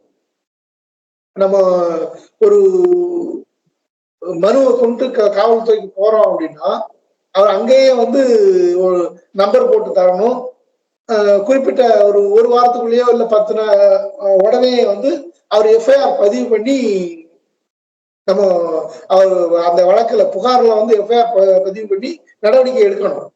ஆனா இப்போ வந்து அப்படி எடுக்க வேண்டிய தேவையில்லை அப்படிங்கிற விஷயம் வந்து இதுல வந்து விசாரிக்கிறதுக்கான முகாந்திரம் இருக்குது, இந்த விசாரிச்சுட்டு தான் இதை போட முடியும் அப்படிங்கிற மாதிரி ஒரு காவல்துறை அதிகாரி ஆய்வாளர் கருதுறாரு அப்படின்னா அவங்க எஃப்ஐஆரை போட வேண்டாம், எஃப்ஐஆர் போடாமலேயே விசாரணை நடத்தலாம் அப்படிங்கிறது புதுசா கொண்டு வரப்பட்ட திருத்தங்கள்ல வந்து இருக்குது. அப்ப இதன் பொருள் என்ன அப்படின்னா, இந்த மாதிரி 1-2 விஷயங்கள் இல்ல, நிறைய விஷயங்கள்ல வந்து குறிப்பா அந்த ஜாமீன் விவகாரத்தை வந்து எல்லாருமே பேசினாங்க. ஜாமீன் வந்து 15 நாளைக்குள்ளதான் வந்து அந்த போலீஸ் கஸ்டடி எடுக்க முடியும். 15 நாளைக்கு பிறகு அவங்க ரொம்ப எளிமையா வந்து ஜாமீன்ல வெளியே வர முடியும் அப்படிங்கிறத மாற்றி குறிப்பிட்ட சில தண்டனை சட்டங்களுக்கு வந்து 6 மாசம் ஆகும். இன்னும் அதிக தண்டனை பெறக்கூடிய சட்டங்களுக்கு வந்து 9 மாசம் ஆகும், 90 நாட்களாகவும், ஆக மட்டும் 3 மாசம். இந்த 3 மாசத்துல அவங்க ஜாமீன்லயே வெளில வர முடியாது அப்படிங்கிற அளவுக்கு விஷயத்த வந்து சிறப்பு சட்டங்கள்ல இல்ல ஐபிசிலே கொண்டு வந்திருக்கிறாங்க. இதுதான் வித்தியாசமா நம்ம புரிஞ்சுக்கிட வேண்டியது. நம்ம செந்தில் பாலாஜி இருக்கிறாரு. செந்தில் பாலாஜி வந்து இவ்வளவு நீண்ட நாளா ஒரு வருஷம் கழிச்சதுக்கு அப்புறமும் சிறையில் இருக்கிறாரு, ஜாமீன்ல வெளியில வர முடியல அப்படின்னா அதனுடைய பொருள் என்ன அப்படின்னா அவருக்கு போடப்பட்ட சட்டம் வந்து எந்த இதுல இருந்தா அமலாக்கத்துறையில இருந்து போட்டிருக்காங்க. அப்ப அமலாக்கத்துறையில இருந்து ஒரு அவங்க மூலமா வழக்கு நடந்தது அப்படின்னா குறிப்பிட்ட காலத்து அந்த ரொம்ப எளிமையா வந்து அவங்களால ஜாமீன் வாங்கிட முடியாது அப்படிங்கறதுதான் அந்த சிறப்பு பிரிவினுடைய தகுதியா இருக்கு. அது சிறப்பு பிரிவினுடைய அதிகாரமா இருக்கு. அப்போ இந்த மாதிரியான சட்ட பிரிவுகள் எல்லாத்தையும் சிறப்பு சட்டமா இல்லாம ஐபிசில நடவடிக்கை கொண்டு வர்றாங்க. அப்ப இதனுடைய நோக்கத்தை வந்து நம்ம தெளிவா புரிஞ்சுக்கணும்னா என்ன செய்யலாம்னா ஒரு எதிர்கட்சி இருக்குதுன்னா அந்த எதிர்கட்சியின் தலைவர் மேலேயோ இல்ல அவரை முடக்கணும்னு நினைக்கிற ஆள் மேலேயோ நேரடியா அவங்க ஐபிசி சட்டத்தின் கீழேயே வந்து எஃப்ஐஆர் போடாமலே 90 நாள் வரைக்கும் வச்சிருக்க முடியும். அந்த 90 நாட்களும் வந்து அவங்களுக்கு ஜாமீன் கிடைக்காது.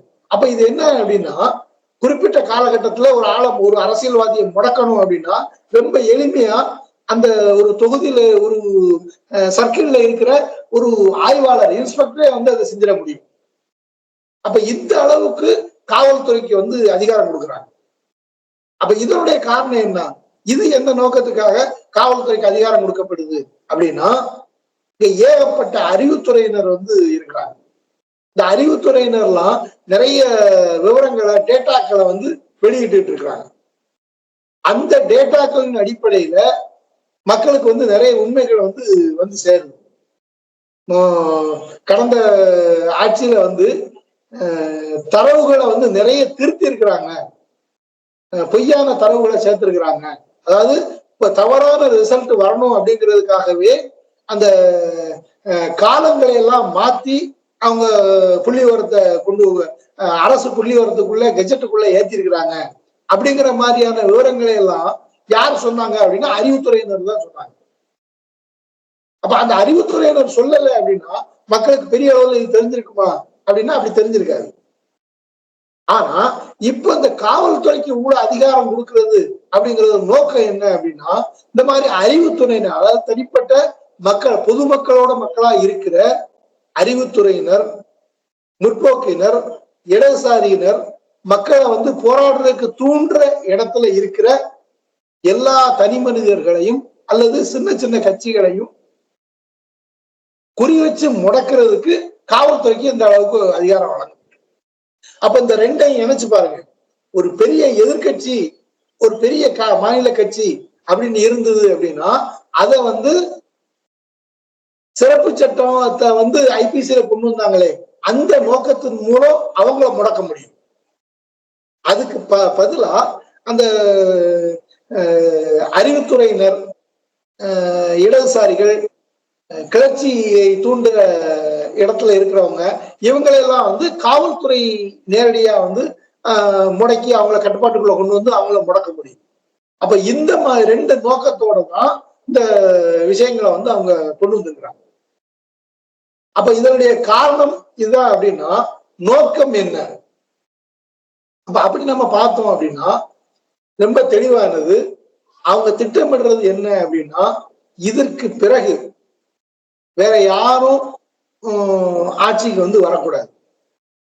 அப்படி வராம நம்மளே தொடர்ந்து இருந்தா தான் அவங்க ஏற்கனவே பேசிட்டு இருக்கிற நோக்கங்கள், அதிபராட்சி முறையை கொண்டு வரணும் அப்படிங்கிறது, ராமராஜ்யம் கொண்டு வரணும் அப்படிங்கிறது. 2 நாளைக்கு முன்னாடி கூட ஒரு அமைச்சர் பேசியிருக்கிறாரு, முஸ்லிம்கள்லாம் ஏன் இங்க இருக்கிறாங்க, அவங்க நம்ம மத அடிப்படையில அவங்களுக்கு வந்து பாகிஸ்தான் ஒரு நாடை பிரிச்சு கொடுத்துட்டோம், அப்ப அவங்க வந்து அவங்கள வந்து நம்ம இங்க குடிமக்களா வைக்கிறதை விட 2ஆம் தர குடிமக்களா நடத்துறது தான் சரியானது அப்படிங்கிற மாதிரி அமைச்சரே நேரடியா வந்து பேசுறாங்க. வேற ஏதாவது ஒரு சந்தர்ப்பத்துல வேற ஆட்சி இருந்தது அப்படின்னா இந்த மாதிரி கருத்து சொன்ன ஒரு அமைச்சர் வந்து பதவியிலே நீடிக்க முடியாது. அப்ப அவ்வளவு ஈஸியா அவ்வளவு கொடூரமான கருத்தை ரொம்ப எளிமையா வந்து சொல்லிட்டு கடந்து போற நிலையில தான் வந்து ஆட்சி நடந்துகிட்டு இருக்கு. அப்போ அவங்க என்ன திட்டமிடுறாங்க அப்படின்னா அவங்களுடைய நோக்கமா இருக்கிற அதிபராட்சி முறையில் தொடங்கி ராமராஜ்யம் வரைக்கும் அகண்ட பாரதத்துக்கான முயற்சியை முன்னெடுக்கிறது. ஏன்னா நம்ம பல விஷயங்களை வந்து யோசிக்க வேண்டும். இராணுவ தளவாட உற்பத்தியில வந்து ரொம்ப வேகமா முன்னேற்றம் அடைஞ்சு போய்கிட்டு இருக்கிறாங்க. பிஜேபி வந்த இந்த கடந்த 10 ஆண்டுகள்ல இராணுவ ஆய்வுகளுக்குன்னு சொல்லி அதிக முக்கியத்துவம் கொடுத்து விஷயங்களை வந்து செஞ்சுட்டு இருக்கிறாங்க. அப்ப இதெல்லாம் ஏன்னு சொல்லி நம்ம சந்தேகிக்க வேண்டும். அப்படி சந்தேகிக்கிறதுக்கான நேரடியான ஆதாரங்கள் வந்து எதுவும் நமக்கு இல்லை அப்படின்னாலுமே கூட இதெல்லாம் வந்து நம்ம சந்தேகிக்க வேண்டிய இடத்துல இருக்கணும். ஏன் அப்படின்னா அவங்க அகண்ட பாரதம் அப்படின்னு சொல்லி ஒரு திட்டம் வச்சு கொண்டு போய்கிட்டு இருக்கிறாங்க. அப்ப நாளைக்கு உணவு பிராந்திய வல்லரசு அப்படிங்கிற பேர்ல ஏற்கனவே இந்தியா இருக்குது. அப்ப இவங்களுடைய இராணுவ வலிமையை வந்து மேலும் மேலும் கூட்டிகிட்டே போனாங்க அப்படின்னா ஏன் ஒரு தாக்குதல் போற நடத்தி அந்த நாடுகளை இணைக்கிறது, அந்த பகுதிகளை இணைக்கிறது அப்படிங்கிறத நோக்கி இவங்க நகரக்கூடாது அப்படிங்கிறது நம்முடைய சந்தேகமா இருக்குது. இந்த சந்தேகத்துக்கு ஆதாரம் சொல்லி எதுவும் கிடையாது, இப்போதைக்கு இல்லை. ஆனா ஏன் அப்படி சந்தேகிக்க கூடாது அப்படிங்கிற எண்ணமும் வருது. ஆக இவங்க திட்டமிடல்கள் எல்லாமே எப்படி இருக்குது அப்படின்னா RSS உருவாகுனதனுடைய நோக்கம் அதை படிப்படியா நிறைவேற்றுவது எப்படி அப்படிங்கிறத நோக்கித்தான் அவங்க நடந்து வந்துட்டு இருக்கிறாங்க. அப்படிங்கிறதுதான் நம்ம அப்படி புரிஞ்சுக்கிட வேண்டிய தேவையில வந்து இருக்கு. சரி, இவ்வளவு அபாயகரமான ஒரு விஷயத்த அவங்க செஞ்சுட்டு இருக்கிறாங்க அப்படின்னா எதிர்கட்சிகள் வந்து இதை என்ன செய்யுது அப்படின்னா ரொம்ப வருத்தமான சூழ்நிலையில தான் நம்ம இருக்க வேண்டிய நிலை இருக்கு. இந்தியா கூட்டணி அப்படின்னு சொல்லி இருக்கிறாங்க. இந்த இந்தியா கூட்டணி என்ன செஞ்சது?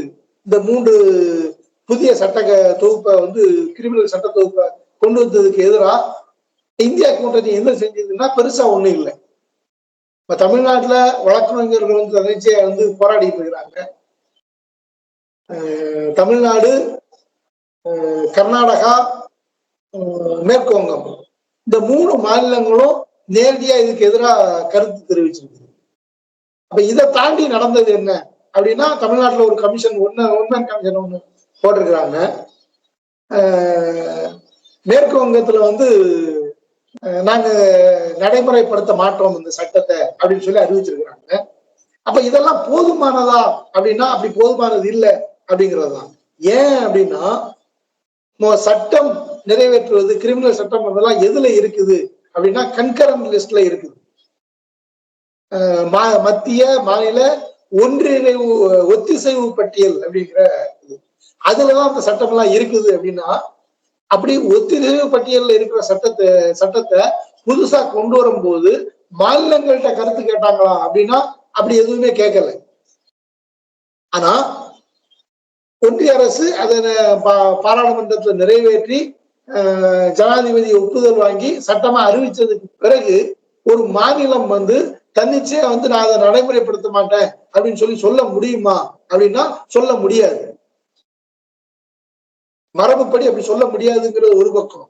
ஆனா இப்ப புதுசா கொண்டு வந்த திருத்தங்களை வந்து நம்ம பார்த்தோம் அப்படின்னா தமிழ்நாட்டுல நடக்கிற குற்றங்களுக்கு வந்து நீங்க டெல்லியில எஃப்ஐஆர் போடலாம், வழக்கு பதிவு பண்ணலாம். ஏற்கனவே அப்படி நடந்திருக்குதுங்கிறது ஒரு பக்கம். அந்த சனாதன பிரச்சனையில உதயநிதி மேல இந்தியா முழுமைக்கும் வந்து வழக்கு போட்டாங்க. அப்போ இதையெல்லாம் வந்து இணைச்சு ஒண்ணா இணைச்சு பார்க்க வேண்டியது. நம்ம எல்லாத்தையுமே தனித்தனியா பிரிச்சு பார்த்தோம் அப்படின்னா அது எப்படி தோணுதுன்னா இதுல எப்படி இருந்தது, அது அதை விட கொடூரமா இப்ப மாத்திருக்கிறாங்க அப்படிங்கிறதோட நின்று போகுது. ஆனா இது எல்லாத்தையும் ஒருங்கிணைச்சு பார்க்கும் போதுதான் அவங்களுடைய திட்டம் என்ன, அவங்களுடைய நோக்கம் என்ன, எதுக்காக இதை கொண்டு வர்றாங்க அப்படிங்கிறதெல்லாம் வந்து நமக்கு கொஞ்சம் கொஞ்சமா விளங்க ஆரம்பிக்குது. இதுதான் நம்ம புரிஞ்சுக்கிட வேண்டிய விஷயம். இப்படி புரிஞ்சுக்கிட வேண்டிய விஷயத்த கடுமையாக எதிர்த்து போராட வேண்டிய இடத்துல இருக்கிற எதிர்கட்சிகளாகிய இந்திய கூட்டணியினர் இதுக்கான துரும்பை கிள்ளி போடாம சாதாரணமா கடந்து போய்கிட்டு இருக்கிறாங்க அப்படிங்கறதுதான் வந்து வேதம். இப்ப இதுக்கு எதிராக நம்ம என்ன செய்யறது அப்படின்னா நாம எதுவுமே இந்த விஷயத்துல பெருசா செய்ய முடியாது அப்படிங்கிறது தான். இதுல வழக்குரைஞர்கள் இருக்கிறாங்க. அவங்களுக்கான பார் அசோசியேஷன்லாம் இருக்குது. பார் அசோசியேஷன் வந்து அரசுக்கு எதிராக எதுவும் செய்யாதுங்கிறது ஒரு பக்கம் இருக்கட்டும். ஆனா வழக்கறிஞர்களுக்குன்னு சொல்லி நிறைய அமைப்புகள் இருக்கு. இந்த அமைப்புகள்லாம் வெறுமன பாய்காட் பண்ணதோட, தமிழ்நாட்டில் நடைமுறையை சொல்றேன், வேற எங்கேயும் வந்து பாய்காட் இருக்கிறதா தெரியல. தமிழ்நாட்டுல வந்து ஒட்டுமொத்தமா பாய்காட் பண்ணி ஓரளவு அது நடைமுறை கொண்டு வந்துட்டு இருக்கிறாங்க. அதாவது சுப்ரீம் கோர்ட் அந்த ஹைகோர்ட் பெஞ்சுகள்ல மட்டுமே வந்து பாய்காட் வந்து நடைமுறையில் இல்லை. பிற எல்லா இடங்கள்லயும் வந்து நடைமுறையில இருக்குது பாய்காட். அப்போ இதெல்லாம் கூட ஒரு சிக்கலுக்குரிய விஷயம்தான். ஒரு எளிமையான ஒரு வழக்கறிஞர் வந்து எவ்வளவு நாள் பாய்காட் பண்ண முடியும் அப்படின்னா அது அவங்களுக்குள்ள பொருளாதார சிக்கல்களோட இணைச்சு பார்க்க வேண்டிய விஷயமா இருக்கு. ஆனா இது கூட தமிழ்நாட்டை தாண்டி வெறு இடங்கள்ல வந்து நடக்கல அப்படிங்கிறத நம்ம எப்படி புரிஞ்சுக்கிறது? ஆனா இந்த வழக்குரைஞர்களுக்கான அமைப்புகள்லாம் வந்து இதுல மிக தீவிரமாக இருந்து எல்லா இடங்கள்ல இருந்தும் இந்த புதிய சட்டங்களுக்கு எதிராக வழக்கு தொடுக்கும். அது பொதுநல வழக்கா இருந்தாலும் சரி, இல்ல குறிப்பிட்ட தனிப்பட்ட வழக்கா இருந்தாலும் சரி, ஆயிரக்கணக்கான லட்சக்கணக்கான வழக்குகள் வந்து இதுக்கு எதிராக தாக்கல் செய்யப்படும். இது ஒரு பக்கம் நடந்தது அப்படின்னா, மறுபக்கம் இந்தியா கூட்டணியினர் வந்து நாடாளுமன்றத்தை முடக்கி இது வந்து முறைப்படி வந்த சட்டம் இல்லை, எதிர்கட்சிகளோட விவாதிக்கப்படல, மாநிலங்கள்கிட்ட விவாதிக்கல, சட்ட கமிஷனுடைய ஒப்புதல் பெறல, இப்படி எதுவுமே செய்யாம கொண்டு வரப்பட்ட இந்த சட்டத்தை வந்து ஏற்றுக்கொள்ள முடியாது அப்படின்னு சொல்லி மிக தீவிரமா போராடி அதை வந்து தடுத்து நிறுத்துறதுக்கான முயற்சிகளை வந்து பண்ணணும். ஆனா அப்படி பண்ணல அப்படிங்கிறது வந்து துரதிர்ஷ்டம். வேற வழி இல்லை. வழக்குரைஞர்களுக்கான அமைப்புகள் தான் இதுல இன்னும் தீவிரமா வழக்குகள் தொடுத்து வந்து போராடணும் அப்படிங்கிற இடத்துலதான் நம்ம இன்னைக்கு இருந்துகிட்டு இருக்கிறோம். இதுதான் வந்து இந்த சட்டங்கள் குறித்து என்னுடைய புரிதலா இருக்குது. இல்ல மாற்று கருத்தோ இல்ல கூடுதல் விவரங்களோ சொல்றாங்க சொல்லுங்க. அதுல இருந்து நம்ம மேலும் இதை வந்து வளர்ப்போம். எனக்கு எதுவும் கருத்து இல்லை தொடர். இன்னைக்கு நீங்க சொன்னதை கேட்கறது தான் எனக்கு கருத்து இல்லை. ஓகே, வேற யாரும் கூடுதல் கருத்து சொல்றீங்களா? சரி, ஓகே தொடர். கூடுதல் கருத்து எதுவும் இல்லை அப்படின்னா கூட்டத்தை முடிச்சுக்கலாம். ஓகே, ரொம்ப நிறைவான கருத்து, நல்லா இருந்தது, ரொம்ப தெளிவா இருந்தது. சட்டத்தை வெறுமனை கம்பேர் பண்ணி பார்க்கறத தாண்டி அதுல நீங்க சொன்ன விஷயங்கள் கரெக்டு தான். நான் அதுல 1-2 பாயிண்ட்ஸ் கூட சொல்லணும்னு இருந்தேன், மிஸ் ஆயிருந்தது. அதுல வந்து பாத்தீங்கன்னா அந்த அகண்ட பாரதத்தோட ஒரு முன்னோடி அப்படிங்கக்கூடியதுமே நம்மளோட நண்பர்கள் சில முற்போக்காளர்கள்ட்ட நம்ம பேசும்போது அவர்களும் இந்த வாதத்தை முன் வச்சாங்க. அகண்ட பாரதம், இந்த அகண்ட பாரதம்னு சொன்னதை விட இந்து ராஷ்டிரம், இந்த அந்த வார்த்தையை சொன்னாங்க. இந்து ராஷ்டிரம், ராமராஜ்யம், இந்த மாதிரியான விஷயங்களை இது பண்ணியிருந்தாங்க. அதை தவிர்த்து நீங்க சொன்ன எல்லாமே வந்து ரொம்ப பொருத்தமா தெளிவாக இருந்தது. நிச்சயமா ரொம்ப நன்றி, தெளிவாக இருந்தது. வணக்கம் அண்ணா. நீங்க பேசுனதும் செல்வகுமார் தோழர் பேசுனதும் ரொம்ப அதிகமான விஷயங்கள் தெரிஞ்சுக்கிட்டோம். ரொம்ப சந்தோஷம். நிறைய விஷயம் உங்கள்கிட்ட இருந்து நிறைய தெரிஞ்சுக்கிட்டோம். இதுக்கப்புறம் அது சம்பந்தமான சில விஷயங்கள் வந்தா தெரிஞ்சுக்கலாம். ஆனா கூட்டம் ரொம்ப அருமையா இருந்துச்சு, அருமையான கருத்துக்கள், நிறைய விஷயம் தெரிஞ்சதுல ரொம்ப மகிழ்ச்சி. நன்றி. சரி, ஓகே தொடர். அப்போ நம்ம கூட்டத்தை வந்து முடிச்சுக்கலாம். மீண்டும் கூடுதல் விவரங்கள் எதுவும் இருந்ததுன்னா வாட்ஸ்அப் குழுக்கள்ல கூட தொடர்ச்சியா பேசிக்கலாம். நன்றி. நன்றி. நன்றி தோழர், ரொம்ப நன்றி. கூட்டம் சிறப்பாக இருந்தது. நன்றி.